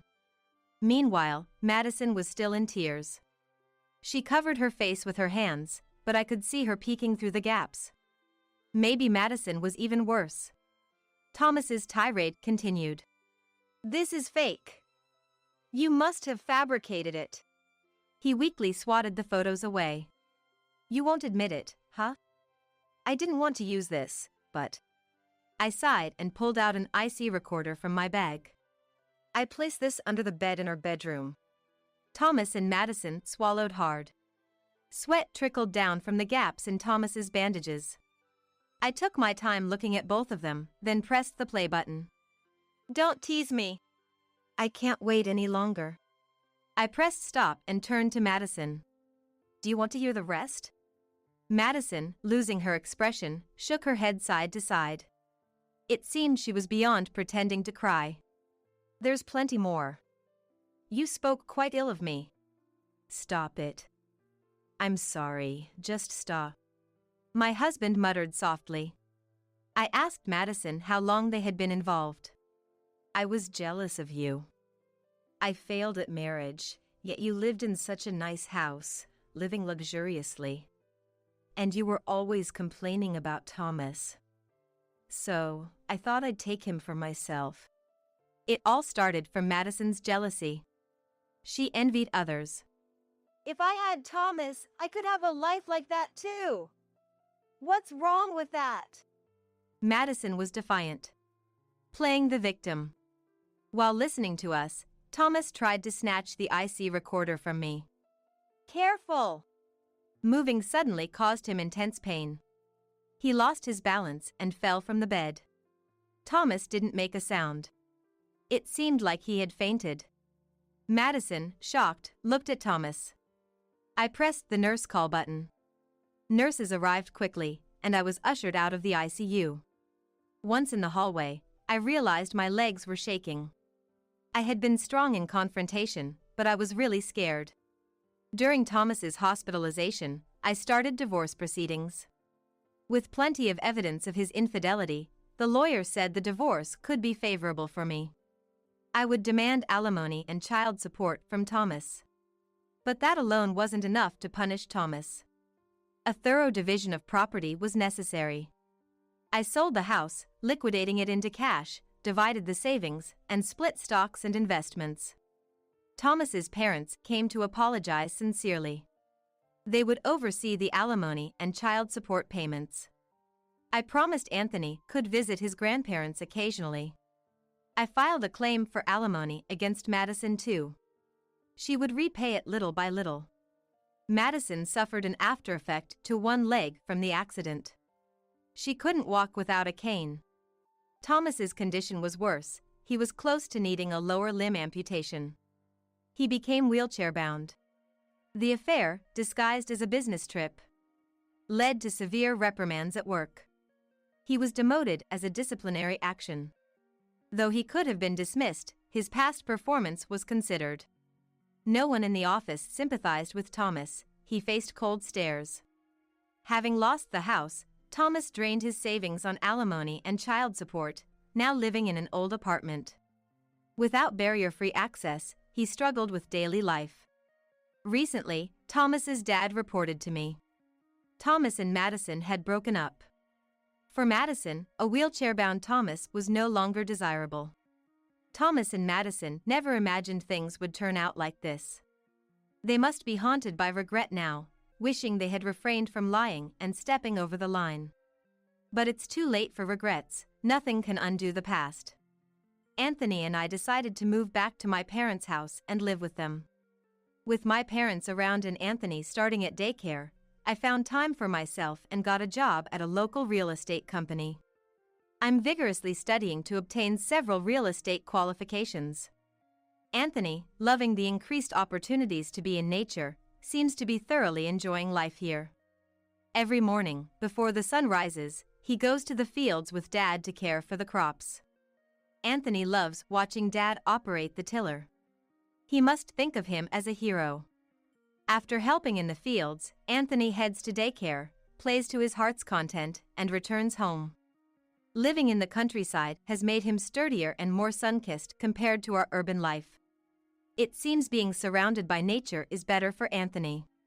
My parents are happy and smiling all day, enjoying the lively atmosphere. Max, the hero of this whole situation, seems to love it here too. He used to be reluctant to go for walks, but now he eagerly awaits them every morning. He loves being in the fields with Anthony and Dad, playing and getting muddy. Recently, during a family picnic by the river, Anthony suddenly stood up. When I grow up, I want to be like Grandpa. Dad, with a big smile, patted Anthony's head. Mom watched Anthony with joy in her eyes. I have no intention of taking Joe in. Just put him in some facility or something. Emma, the ex-wife of my recently deceased husband, screamed this to the surrounding relatives, as I still couldn't grasp the reality of losing my husband to a heart attack. We had been married for just a month. The marriage that ended too soon left me with Joe, my husband's child from a previous relationship.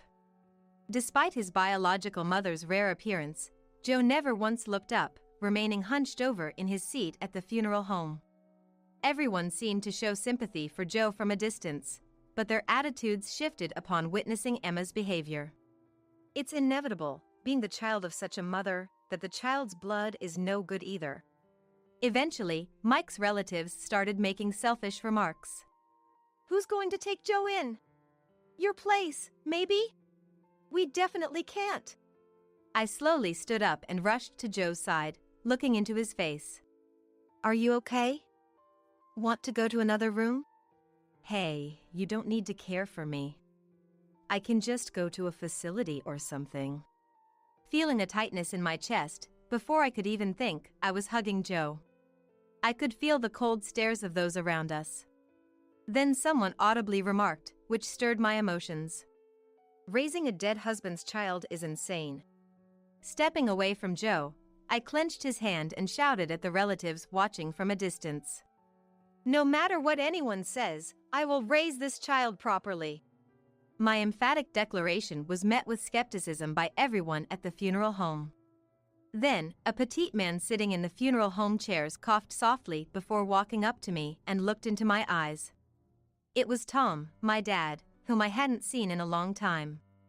Are you saying you'll raise that child all by yourself? Yes. I will make Mike's child something to be proud of. Don't be ridiculous. Dad suddenly pulled Joe's arm towards him and stormed out of the funeral home. My name is Nancy.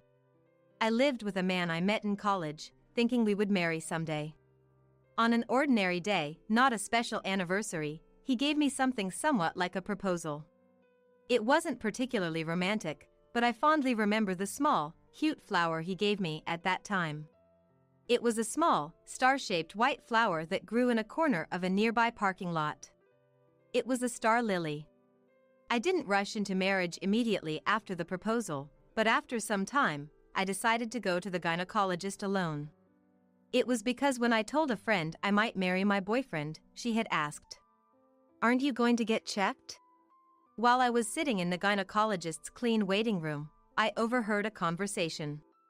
It was between a daughter in her 20s and her mother, discussing the daughter's upcoming marriage next month. I didn't intend to eavesdrop, but the mother spoke loudly, mentioning her daughter was there for a bridal check. Receiving my boyfriend's proposal, I came here with the same thought, feeling a bit scared and shaky. What if the examination today reveals some disease? How should I explain it to him? I wanted to ask the chatting mother and daughter sitting next to me. Hey, if you found a disease, would you still marry your loved one? The warm sunlight through the window brightened the waiting room. As the parent and child who finished their consultation earlier left with smiles, it was my turn for the examination. When I left the hospital after the examination, the previously sunny sky had turned overcast, looking like it might rain at any moment. Weeks later, the examination results revealed that my body has difficulty conceiving children. Eventually, I broke up with that boyfriend. I didn't explain the reason to him. Or should I say, I didn't want to. I didn't want his sympathy, nor had I ever really wanted children. Avoiding the gaze of children in passing families, I had to tell myself I didn't like kids, or else I felt like I would sink into despair. Years later, I met Mike, a man from a business deal, and I fell for him. Despite deciding never to fall in love again, I found myself drawn to Mike's lonely expression. I asked Mike out. Sitting by the window of a cafe near my workplace, we might have been trying to figure each other out. Then, as if making up his mind, Mike straightened up and began to speak. I'm actually divorced. I have a son and we live together. I see. That's okay with me. And besides, I have difficulty conceiving. What? So I want to raise your child as my own. At this point, I had never met Mike's son. But I was determined to cherish him if he was my own. Mike smiled sadly for a moment before whispering in a soft, thin voice, "Thank you." And that's how our relationship began. Emma, Mike's ex-wife, apparently abandoned her household and childcare duties and left the home. It's unclear if that was the direct cause, but Joe, their son, must have felt lonely. Despite being only 10 years old, he would hang out with older friends near the station late into the night. Mike's job kept him busy, often returning home late, leaving little time to connect with Joe. Soon after we started dating, I asked for an opportunity to meet Joe, and sincerely told him that I was seriously considering marriage with Mike. I then decided to visit their home daily, preparing meals and spending time with Joe. I cooked kid-friendly dishes like pizza, chicken nuggets, and pasta, making sure he ate plenty. Initially hesitant, Joe began to open up and show his genuine, childlike side. "Joe, do you like tonight's dinner?" "Yeah, it's delicious." I wanted to stop Joe from wandering out at night, so I would finish my work early and always come by in the evening to cook.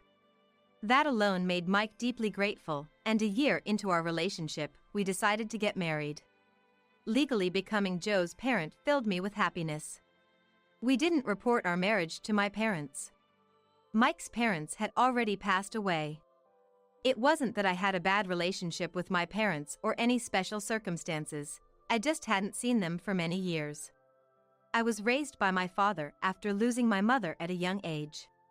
"I'd like to meet Grandpa someday," Joe said, so smiling, and to that, with little hesitation, I nodded. After getting married, I tried harder than ever to cook for Joe and do as much motherly things as possible. But I had no motherly role model. My father was always busy with work, and I don't have many memories of being doted on. Young women, who seemed to be employees at my father's glass factory, would come to keep me company and cook for me in turns. The sound of glass clinking, echoing from the nearby factory until night, still lingers in my ears. When I went to see my father at the factory wanting to see him, I was scolded severely. So, I hid in the shadows and watched him from a distance. From afar, I watched my father staring at the molten glass in the dark factory.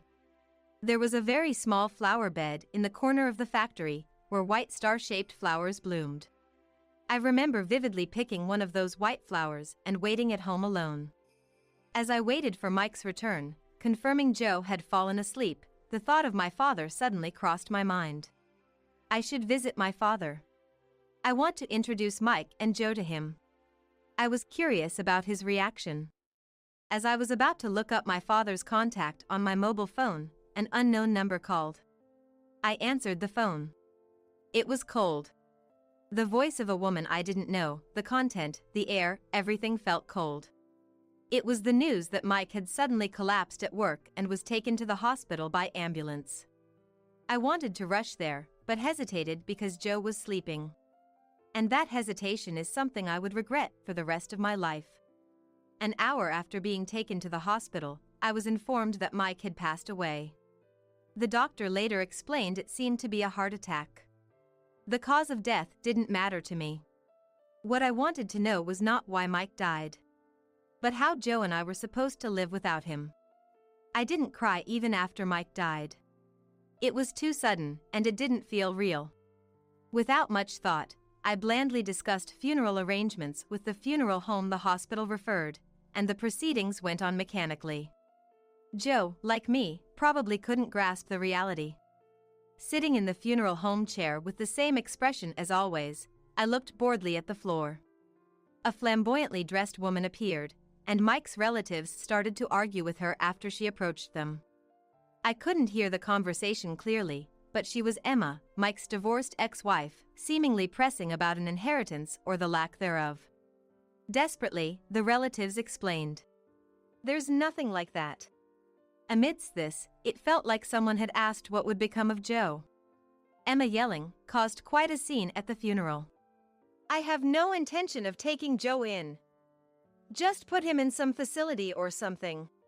Can't you see he's the one who's hurt the most? Can you not speak so thoughtlessly?" "Oh, are you Mike's new wife?" I heard about you. He died shortly after getting remarried, right? What are you going to do in this situation? You have no connection to Joe at all. You can't possibly feel a bond after just 1 month of being a parent and child, can you? As I continued to glare silently, Emma shrugged and smirked. You seem young. You'd better make a choice you won't regret. With those parting words, she left the funeral home. Despite his real mother making an appearance for the first time in a while, Joe never once looked up.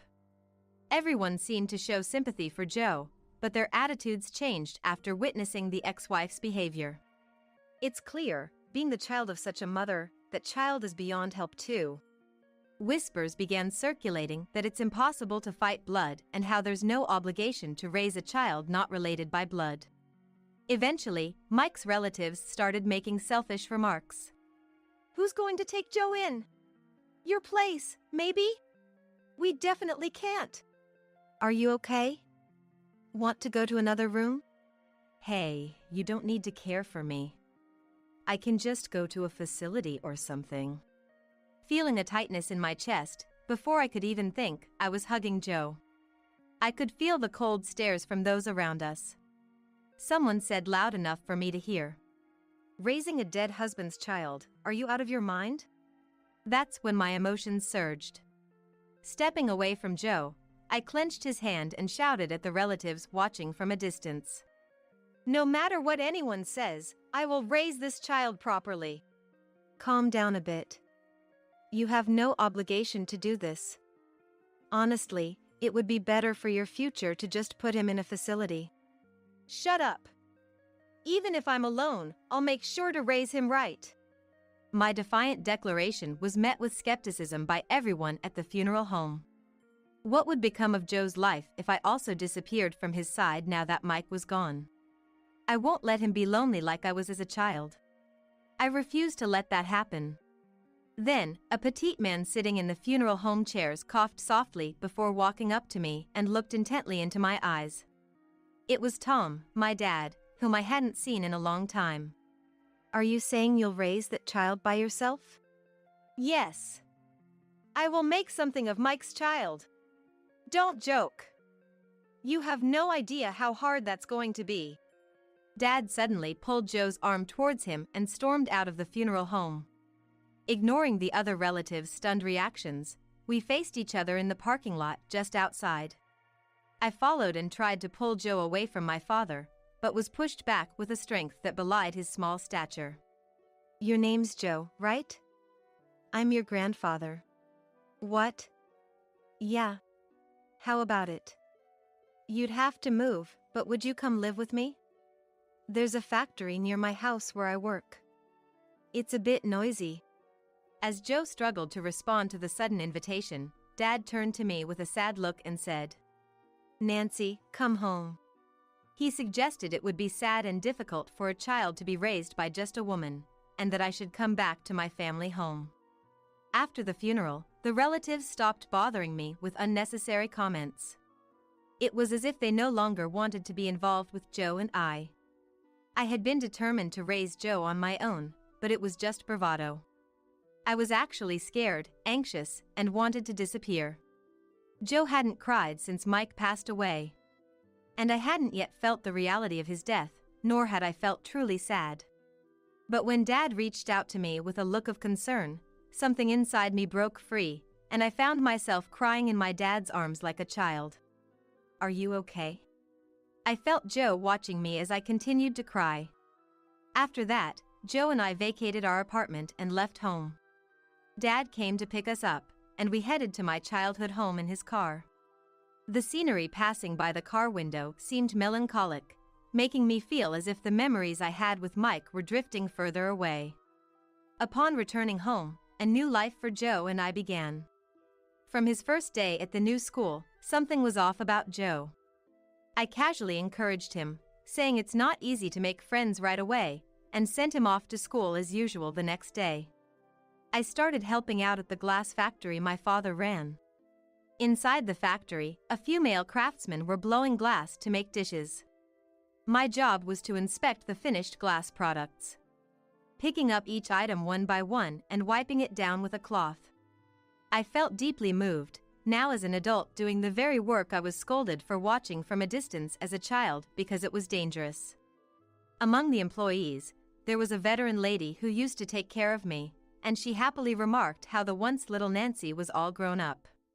Though Dad no longer manufactures glass as an active craftsman, he was chatting with what seemed like a salesperson at a small desk near the workshop. I occasionally watched the glass blowing process from the corner of my eye while doing my job. The sight of the molten glass glowing orange in the furnace, being gathered on the end of a long rod and blown into a balloon-like shape, was nothing short of magnificent. I felt a slight desire to try it myself. But there was no atmosphere for beginners to experience glass blowing in this factory. The craftsmen worked silently, fluidly forming glass. Realizing that my father was the one leading these skilled craftsmen filled me with a bit of pride. At that time, I believe I was doing my best to adapt to this unfamiliar new life. And Joe probably was too. At a school PTA meeting, a nosy parent told me about Joe's situation at school. It seemed that the fact Joe and I were not blood related had already become a neighborhood rumor, and many students at his school were talking behind his back. Hearing this left me with a heavy heart as I started to walk, filled with various thoughts. I had been completely unaware of this, unable to even imagine it. It was something I should have considered, yet it had never crossed my mind. Mostly, I was overrun with regrets, excuses, a desire to escape, and the strong wish that Mike was still here with me. Returning home, I walked down the hallway and knocked on Joe's room door. "Joe, can I come in?" "Don't open it." Joe's somewhat hoarse voice came through. After taking a breath, I quietly said, "I'm sorry." "Joe, if you're okay with it, could you tell me about what's happening at school?" Joe didn't respond. I stood in front of the door for a while before eventually giving up and starting to prepare dinner. Day by day, conversations with Joe dwindled. Perhaps he sensed my forced smiles as I tried to inquire about school. He stopped sharing anything about his daily life. Eventually, Joe stopped going to school and began shutting himself in his room, living like a recluse. Though he was supposed to be at school in the mornings, it seemed he returned home after I left for work. Even at work, where I needed to concentrate, I found myself thinking about Joe, leading to mistakes like dropping freshly made glassware and getting scolded. Dad noticed my distress and offered to talk with me. However, I felt unable to share my troubles with my father, who had left me to focus on his work during my childhood. Yet, Dad kept calling me after work. "Talk to me if something's wrong," he would repeatedly say. Despite his insistence, I couldn't bring myself to confide in Dad. Each time he said to talk to him if something happened, it felt as though he was reminding me to protect Joe, leading me to ponder every night until I came up with an idea. One morning, I quietly handed Joe a mobile phone while he was eating breakfast. Seeing his suddenly brightened expression, I smiled a little. "I bought a mobile phone, matching with mine. If it's hard to talk about school stuff, you can text me. I might be able to help." "Okay." Joe carefully cradled the new mobile phone placed on the table with both hands. For a while, there was no contact from Joe. Considering I hadn't had time to teach him how to use the mobile phone, it seemed natural, until one day, I suddenly received a message. It was written that he had learned how to use the mobile phone from a kind employee at the glass factory, so he decided to send a message. Gradually, though sparingly, he began to share things about school through messages. As a mother, I wanted to do everything I could, but even after hearing about his school life, there wasn't much I could do to help, except to send encouraging words through messages. Still, I wondered if that had made Joe happy. After getting the mobile phone, he started going to school regularly and began to lead a normal school life. Even as a middle schooler, he went to school diligently without causing any major problems, and eventually became a high school student. By this time, Joe had stopped needing to communicate through messages and would talk to me face to face about his day at school, impressing me with his candidness. One holiday, Dad took Joe for a tour inside the glass factory. It was near the high-temperature furnace used for forming glass, an area I had been constantly warned as a child to stay away from because it was dangerous. Watching Joe being carefully taught and experiencing making a basic glass cup filled me with immense joy.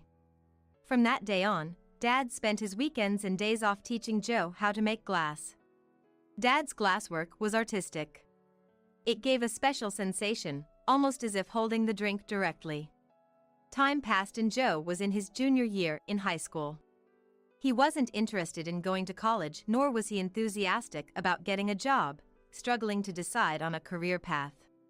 The pressure from teachers and the inability to choose a post-graduation path until winter might have been partly my fault as his parent. During weekends, while I was busy with paperwork in a corner of the factory, Joe and Dad would take breaks together, sitting and staring at the heated glass furnace. Does it make sense to do manual work in an era when most factories are transitioning to machines for glass production? Joe asked Dad out of curiosity, to which Dad responded with a thoughtful look, crossing his arms. During his adolescence, it's unclear how Joe viewed Dad as a craftsman, but Dad seemed to ponder deeply over Joe's words. People say our job is a dying industry. But we're still making a living out of it, which means there's value in it. There are people who appreciate the glass I make. Aren't you scared of going bankrupt? I'm terrified, to be honest. Bankruptcy is scary. I brought over cups of coffee to them, using the glass cups Joe had made as practice. Dad looked at Joe's glass and sipped his coffee, showing a hint of sadness. When machines started taking over the glass industry, I was young. Nancy was little, and I didn't have time to play with her. Every day was filled with fear and no room for relaxation. I was desperate not to lose my mind from all the work. I wonder if Mom was lonely too. Probably. I hardly took care of Nancy. The thought that she had only me, her only family, scared me to death. Dad looked around the factory. I lost my wife shortly after starting this company. But I didn't have the luxury to mourn. I needed money to raise Nancy. I had to keep the company going to support my employees. I was desperate not to make my beloved daughter sad. Dad. Pathetic, right? I was just a man who could only think of himself. Hesitantly, I reached out and touched Dad's hand. His hands were thin but large with long fingers. Hands that had crafted countless glasses. I knelt before Dad, eventually wrapping both hands around his. Something resonated within me, as if something was speaking to my heart. Thank you, Dad, for raising me. Didn't you listen? I didn't do anything. I was just desperately afraid of becoming hopeless. No, I knew you were. I knew Dad was working hard for me. I used to watch my father work hard from outside the factory, always finding ways to pass the time at the factory entrance. The handmade flower bed that changed with the seasons had been planted by someone. Then one day, when I was still young, one of my employees taught me who had been making these flower beds. I was told it was Dad who planted them. There was no way Dad could be interested in flowers. Surely, it was planted for me, thinking all girls like flowers. Now, no more flowers were planted there. When the star lilies that had sprouted from seeds carried by the wind bloomed around the factory, Joe graduated high school and started working at Dad's glass factory. Dad, who had been focusing more on paperwork, began working with glass again. The intricate glass works he created was purely magnificent, and both Joe and I respected him for it. As time passed, Joe married a woman introduced by Dad and built a duplex house, insisting we live together despite my initial refusal. Dad was also invited to live with us, but he refused. I can't sleep unless I'm near the workshop. Eventually, when my grandchild was born and Joe was busy with work, I took care of the baby. Walking with the baby, I pointed out Joe working in the factory. Look, there's Dad. I tilt my grandson's face slightly to look at Joe. Without saying a word, the baby suddenly pointed at a small star lily at our feet. The delicate star-shaped flowers scattered around the factory, and as I set the baby down, it happily played with the flowers. What are you doing? That's dangerous. Joe came out of the factory, scolding yet looking at his child with joy. I hope to protect this small life that lies beyond this smile forever. The shining moment of life, that's a wedding. It's the important day when you become the star.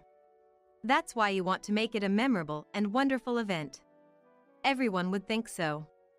Especially for a bride, it's something you absolutely want to succeed. But what if it gets ruined?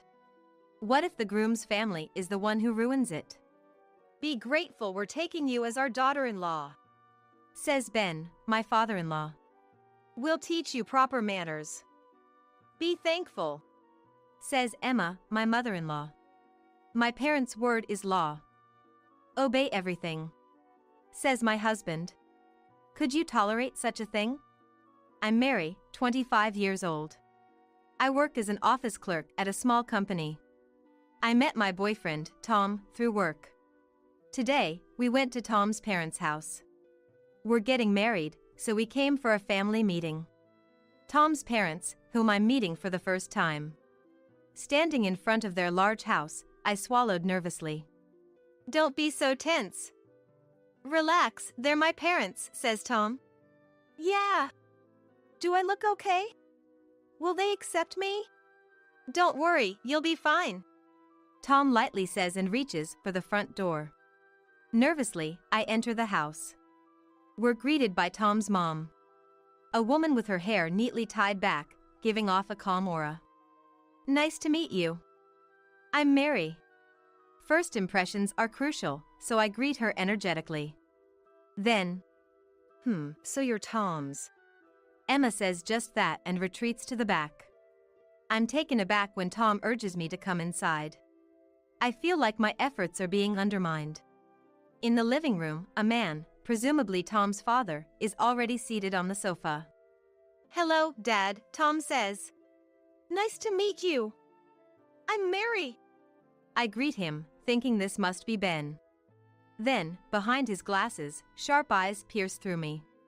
So, you're Tom's girlfriend. Quite plain, but sit down anyway. Again, I'm taken aback by his words. What?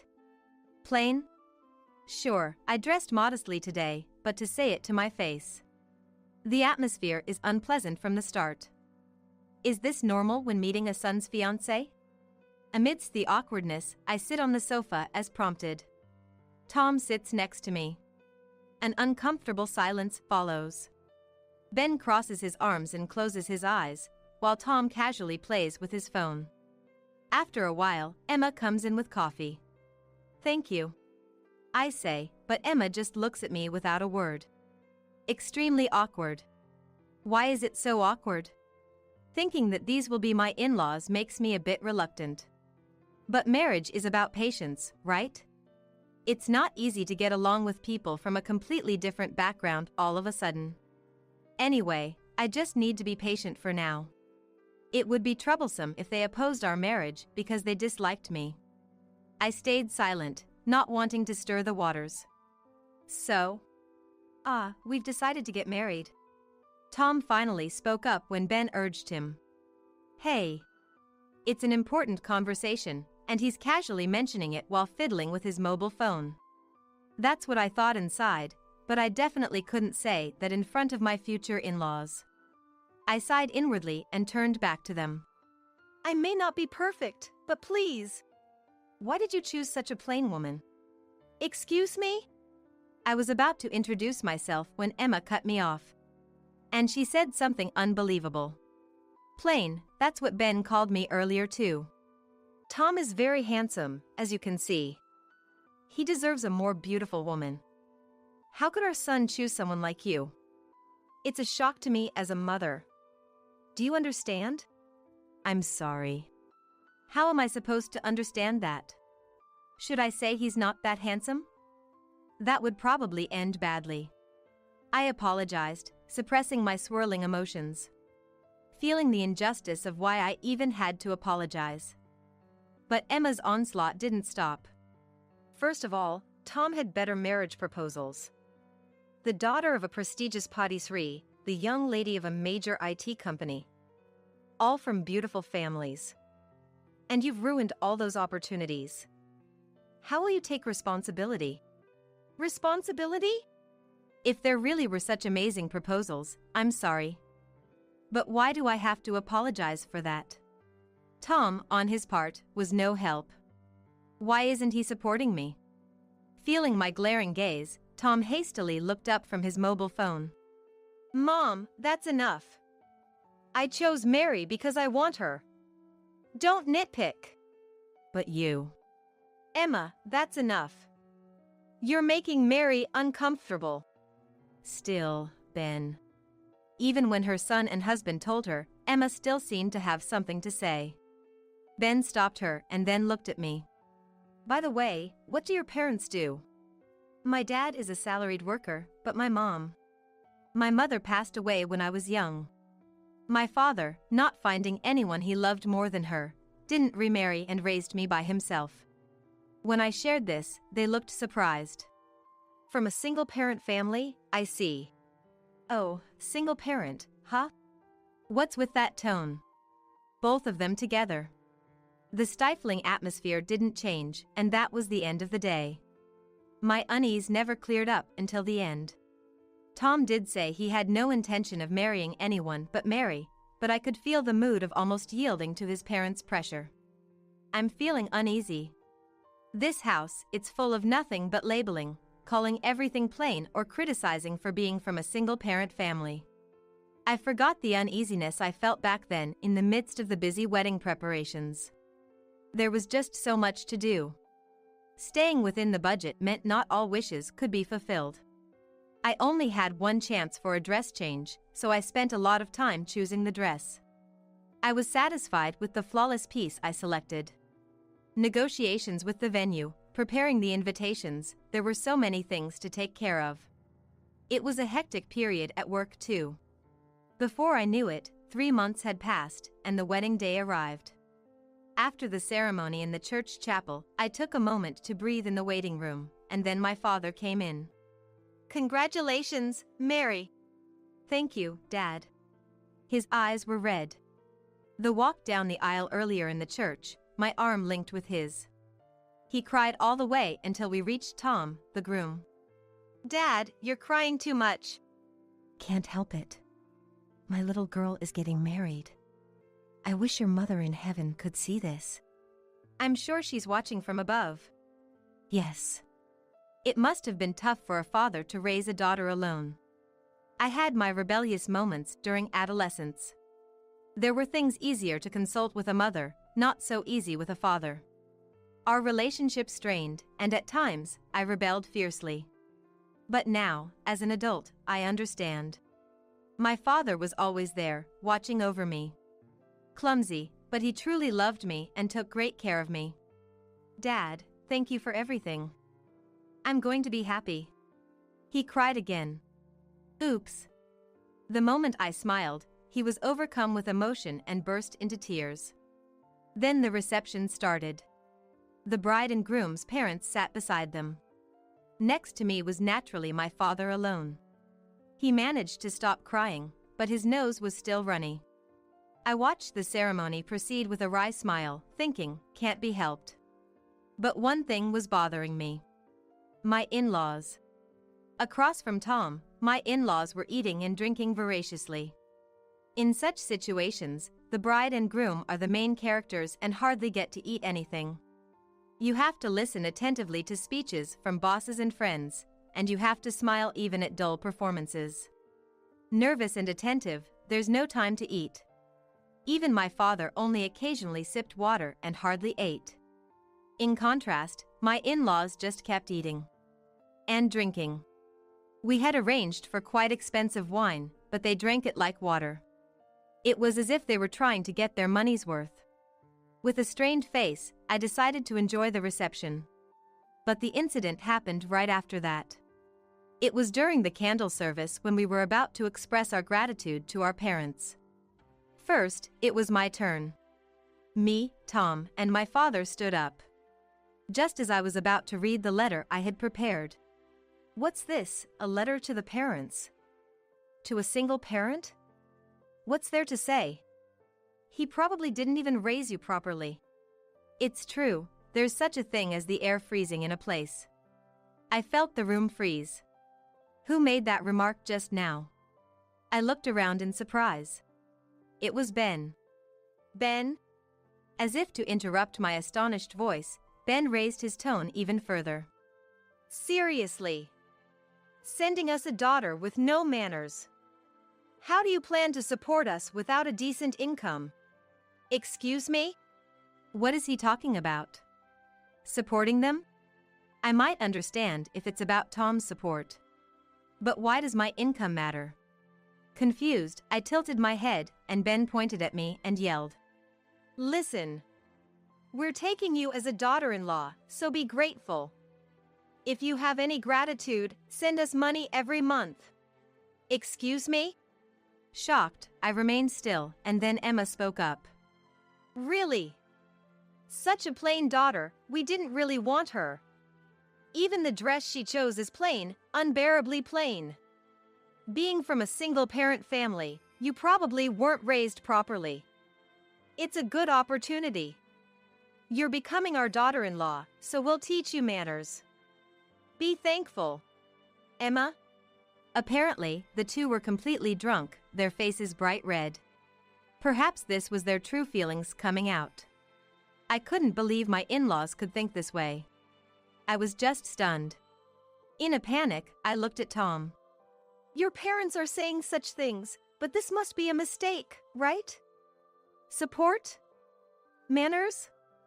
They're just drunk, right? Verbal abuse towards his soon-to-be wife. I expected Tom to get angry, but my expectation was quickly betrayed. What? What are you talking about? My parents are saying it, so as their daughter-in-law, it's natural for you to obey, right? Excuse me? What's that supposed to mean? Don't worry, don't worry. If you follow Dad and Mom's instructions, nothing will go wrong. That's how someone outstanding like me was raised.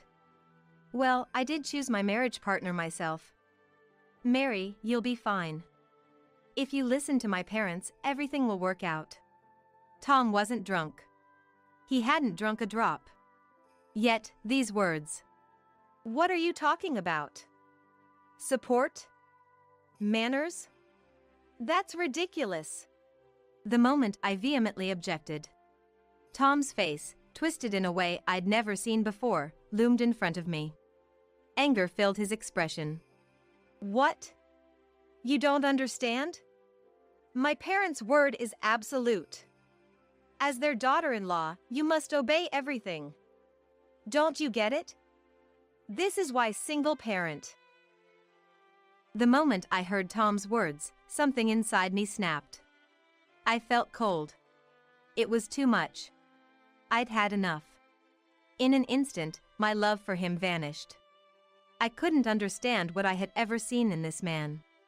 I turned around, feeling completely detached. And my father, seeing my face, nodded subtly. Shall we go? He said. Yes, let's.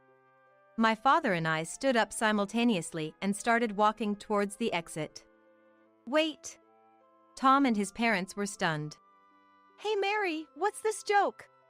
You're the one joking. Don't touch me. I reflexively brushed off Tom's hand as he tried to grab me and turned towards the attendees. I apologize to everyone who took the time to come here today. Today's reception will be canceled here. We will make amends at a later date. I greeted everyone firmly and solemnly. What are you doing, making decisions on your own? Tom was panicking. Shut up. How can I continue after being ridiculed to this extent? I had never directed my anger at Tom before. But this time, it had exceeded my limits of patience. Mary, what are you doing? You're bringing shame upon us. I won't forgive this. I don't need your permission. Don't you understand the atmosphere here? Continuing the reception in such a frozen venue is abnormal. At my remark, Emma hurriedly looked around. company colleagues, relatives, friends, many acquaintances. Their gazes were cold. The three of them, subjected to a mix of astonishment and anger. It seemed they finally realized their unreasonable behavior. Emma started. "It was just a little joke," she said. Too late. "What joke? How can such despicable behavior happen at such an important occasion?" That's right. There's a limit to making fun of someone. Marrying into a family like yours would be pitiful for the bride. You should definitely call it off." Boos started all at once. The in-laws and Tom turned pale. Then someone stepped forward. It was my father.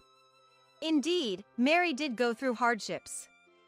Being raised only by me might have had its inconveniences. But I believe she turned out to be a wonderful daughter."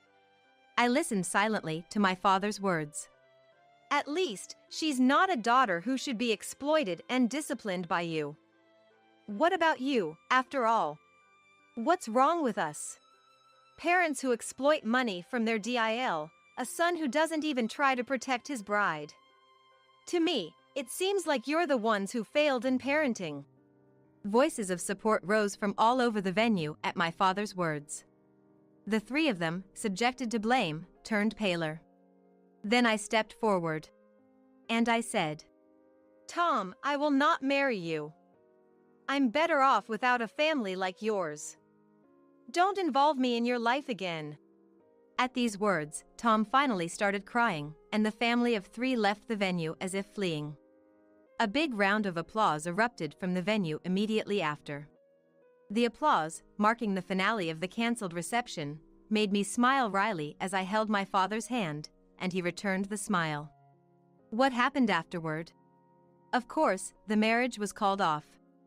Fortunately, we hadn't registered the marriage, so there was no record of divorce. Tom, I thought he might come crying and begging, but instead, he became defiant and insisted on reconciling, but of course, I politely declined with a smile. The chaotic scene at the reception quickly spread among the company and beyond, as company colleagues were also invited. He faced judgmental glances and, amidst the discomfort, was transferred to a distant rural sales office. It was essentially a demotion. Right up until he moved away. "I'm sorry. You're the only one for me. I'll wait forever." He kept sending messages. I just smiled and blocked his number. Tom's parents became pariahs among their relatives. Somehow the news of their mid-reception exit spread, and they're living quietly, almost hiding in their neighborhood. "Please, come and be our DIL to clear up the misunderstanding," they pleaded, but what was that all about? When they became too persistent, I warned them that I might take legal action, and they finally quieted down. Since then, the two followed Tom to the countryside. I hope they never come back. For years have passed since then. In my arms is a small life. After what happened, I thought I wouldn't marry for a while, but life is unpredictable.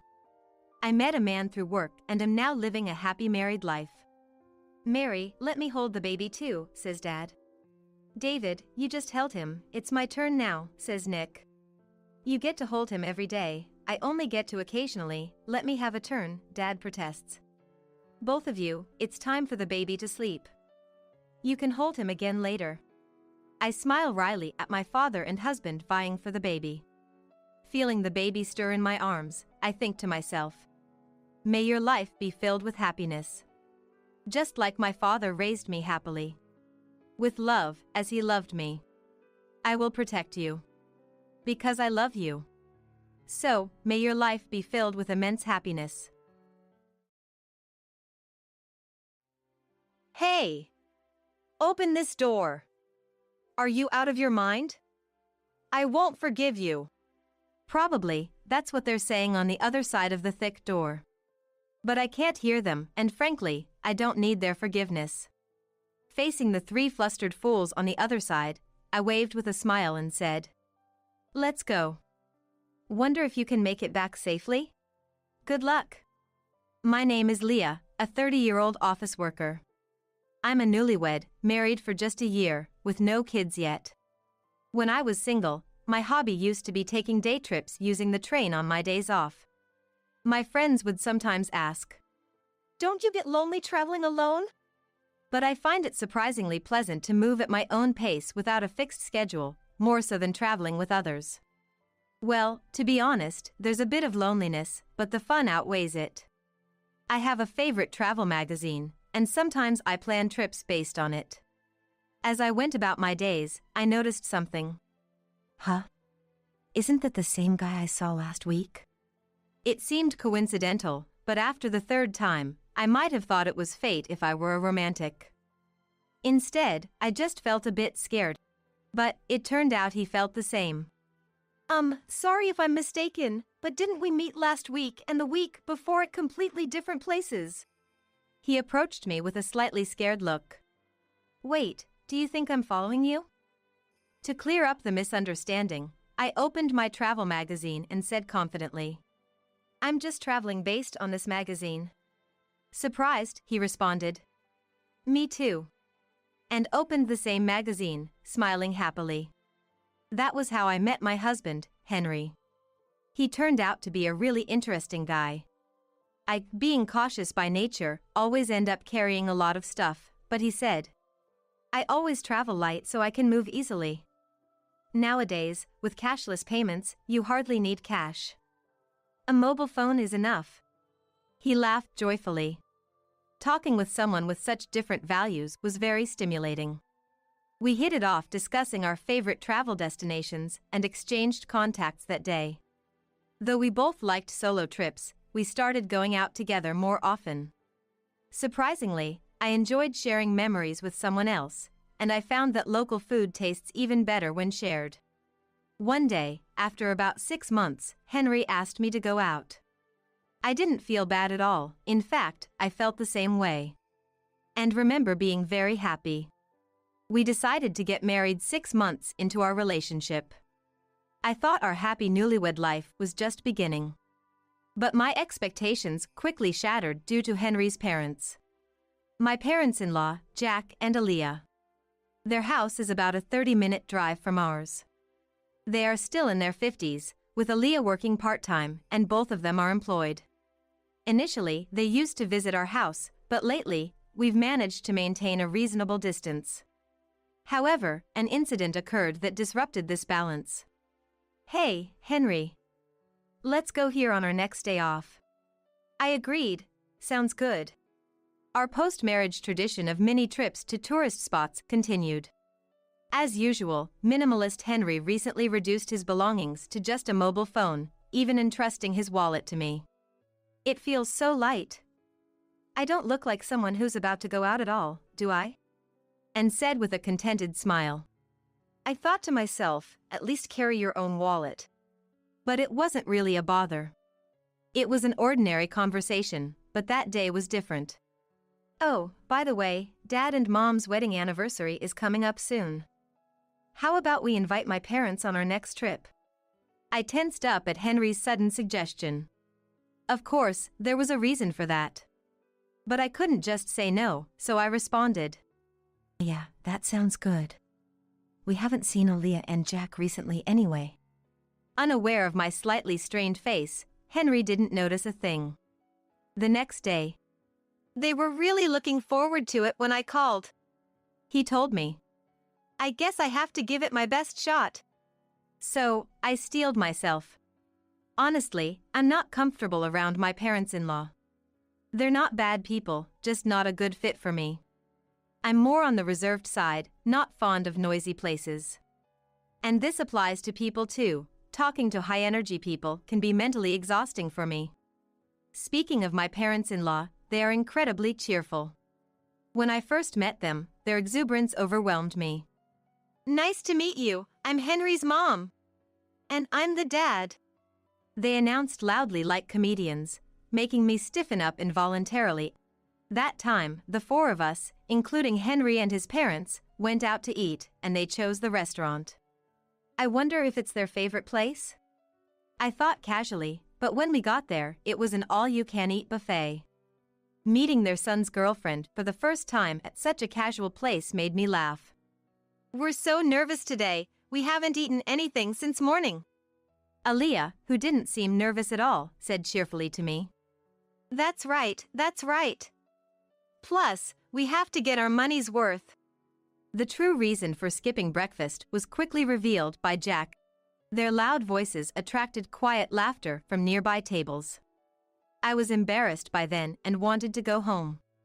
Looking sideways, thinking Henry must feel the same, I was surprised to find he wasn't there. He had gone to get food. Not to be outdone, the parents-in-law also got up, piling their plates with food. Are they planning to hibernate after eating so much? Can I really become part of this family? I managed only a forced smile at their overwhelming presence. I barely ate that day, nervous as I was.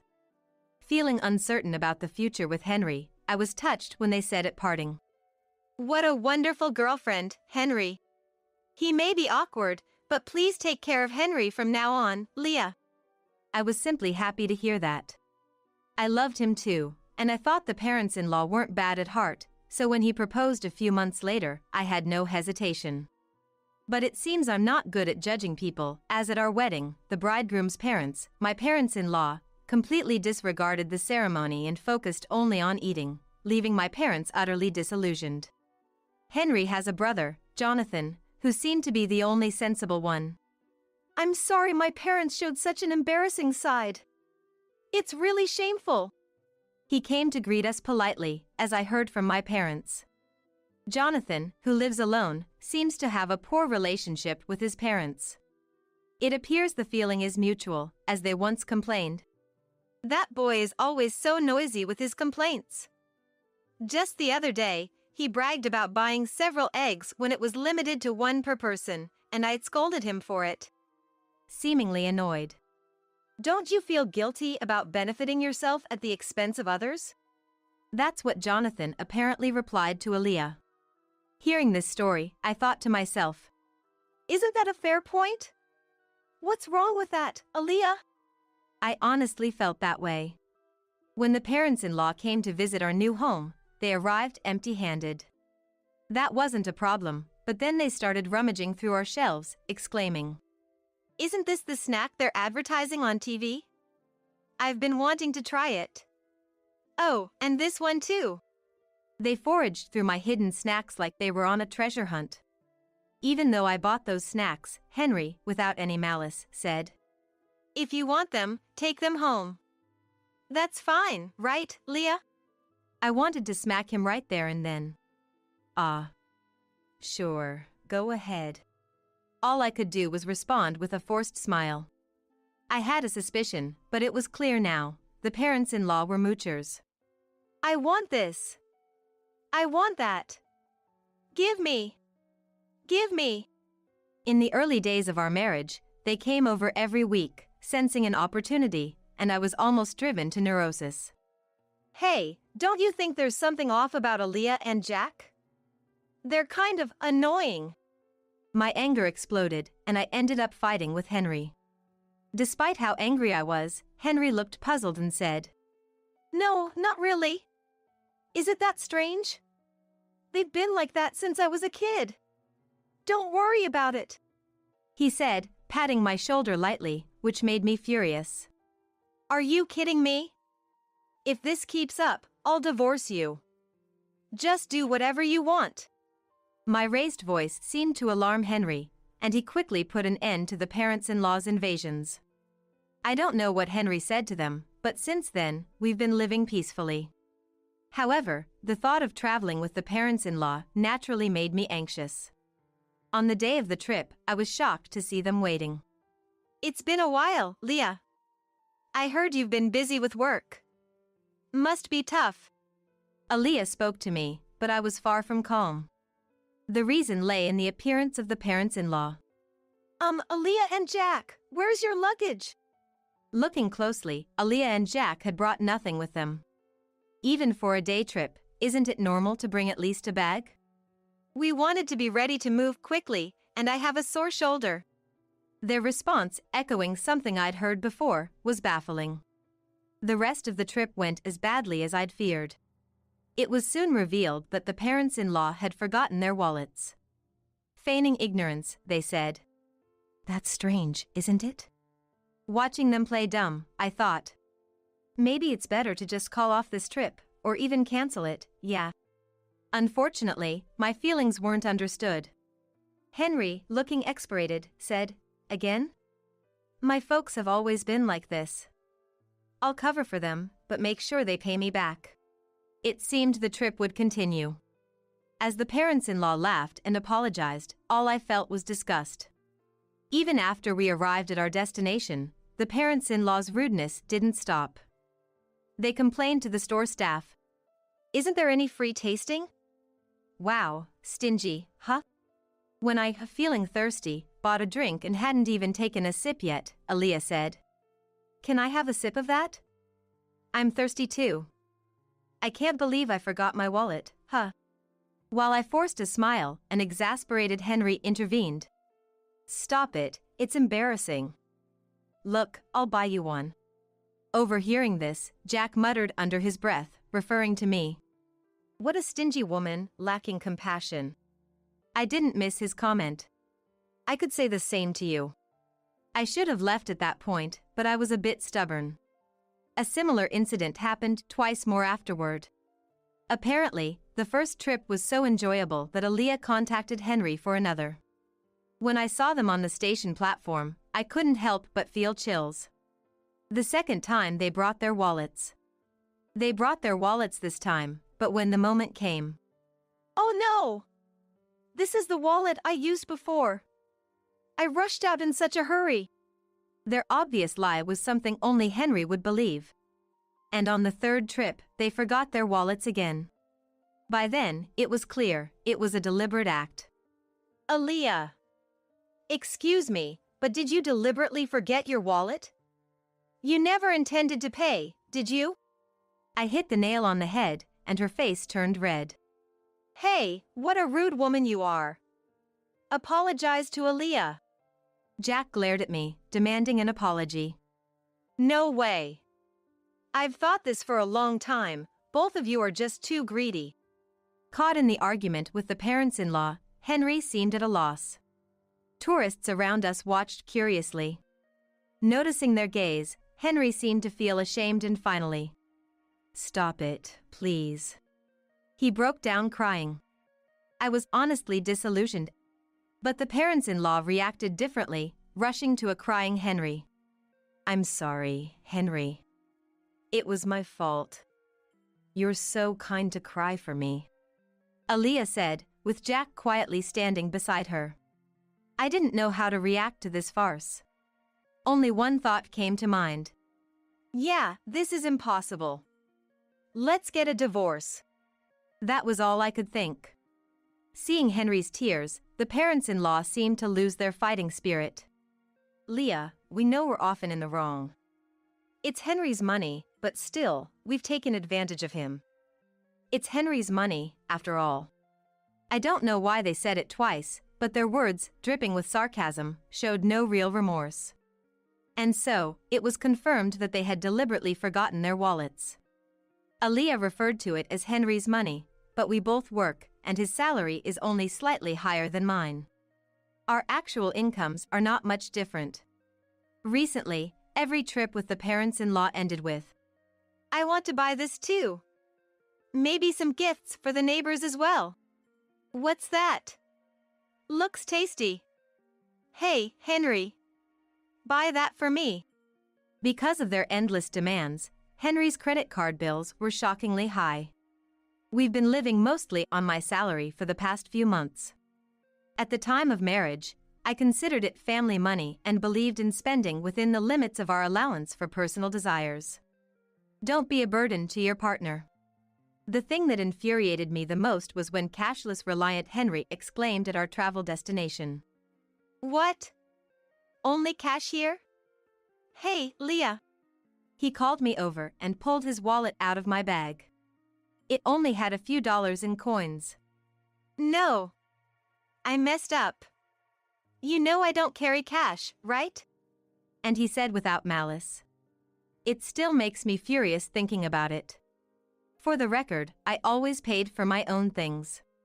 Yet, the parents-in-law probably thought I was living off Henry's money and just complaining. We split living expenses, so such accusations were nothing but unpleasant. Thinking all this, I coldly watched Henry crying and Jack consoling him. After a moment of thought, I said, I was wrong too. Sorry for being presumptuous. You guys go ahead on the train. I'll buy some drinks and follow. I smiled calmly, and Henry and the parents-in-law happily boarded the train. Their smiles turned to panic a few minutes later. When I didn't return, Henry must have felt something was off, as he messaged me. Leah, are you coming? The train is about to leave. Right then, the heavy doors slowly closed. From the platform, I had a clear view of Henry's panicked face. It seemed he noticed me and was shouting something. I was replying to his earlier message. I'm divorcing you. If your parents are so important, live happily with them. Goodbye. I ignored his calls, thinking, doesn't he care about being a nuisance on the train? Geez. He sent several messages afterward, but I ignored them all. Henry's face through the door slowly turned to anger. Hey! Open this door. Are you crazy? I won't forgive you. As if he was saying. As if I needed his permission. The parents-in-law seemed to be yelling too, but of course, I couldn't hear them. Smiling at the three fools, I said, let's go. Wonder if you'll make it back safely?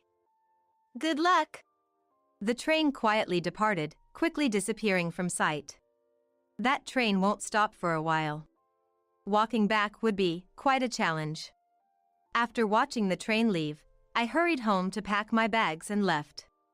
I stayed with a friend I'd been discussing divorce with. Henry's barrage of messages continued until they suddenly stopped. His phone must have died. He often forgot to charge it before bed, and it was only at 20% this morning. Portable battery chargers are essential. That was Henry's mantra, but his crucial portable battery charger was in my bag. Along with his wallet. I left all the belongings he entrusted to me at home. He must be panicking by now, but that's not my concern. While planning my next steps with my friend, my mobile phone rang. The caller was unexpected, Jonathan, Henry's brother. Leah, I'm sorry. Did something happen? According to Jonathan, Henry's phone had run out of battery, and in his panic, he dropped it, shattering the screen. Unable to reach me, the desperate parents-in-law could only think of one person to call. So, I got contacted, but all I got was ask Leah for the reason. He seemed unwilling to say more. I told Jonathan everything about Henry and the parents-in-law without holding back. As I spoke, I could hear Jonathan's voice getting sharper over the phone. From the other end, Leah's making a fool of us. Tell her off, Jonathan. The in-laws were loudly insisting that Jonathan, with his way with words, would outtalk me. After I finished explaining, Jonathan snapped. Hey! You scoundrel! Are you stupid? What? You scoundrel? I had heard from Aaliyah that when Jonathan gets really angry, he becomes intimidating with a high-handed tone. And since Jonathan only speaks sense, Henry and the parents-in-law can't retort when he gets like that. I could hear the in-laws arguing in the background, but I quietly hung up the phone. Henry was not content with the divorce, but after I conveyed through a lawyer that I wanted to divorce without any further contact, he reluctantly agreed, accompanied by Jonathan. Later, Jonathan told me that the ex-parents-in-law had always been terrible moochers, disliked by neighbors and even school associates. When Henry returned to the ex-in-law's house, he quickly became the talk of the neighborhood, and now all three hardly ever go out. Henry's colleagues, not knowing what to say about the quick divorce, were treating him like a delicate subject. I'm glad to cut ties with them after this incident, Jonathan told me with a laugh. The ex-parents-in-law were known at the local supermarket for their outrageous behavior. This is expiring soon, so give me a discount. It's a little damaged, so I'll take it for free. Jonathan expressed his long-standing embarrassment and disdain for his parents' behavior. Recently, Henry has been seen joining them, reflecting their blood connection. It turned out the ex-parents-in-law were both gambling addicts, often skimping on food expenses, which explained their constant hunger and lack of money. When asked about the reason for my divorce, I can only say it was a difference in values. If anyone can tolerate such behavior, they must be incredibly broad-minded. It was just too much for me. I've continued working and even started a side job as a web writer after my travel blog caught a publisher's attention. I still travel, combining it with writing assignments. Solo travel seems to suit me best. Last month, I earned a decent income from writing, so I'm planning to take a vacation to a resort somewhere far for relaxation. I'm still only 30 years old, life is just beginning.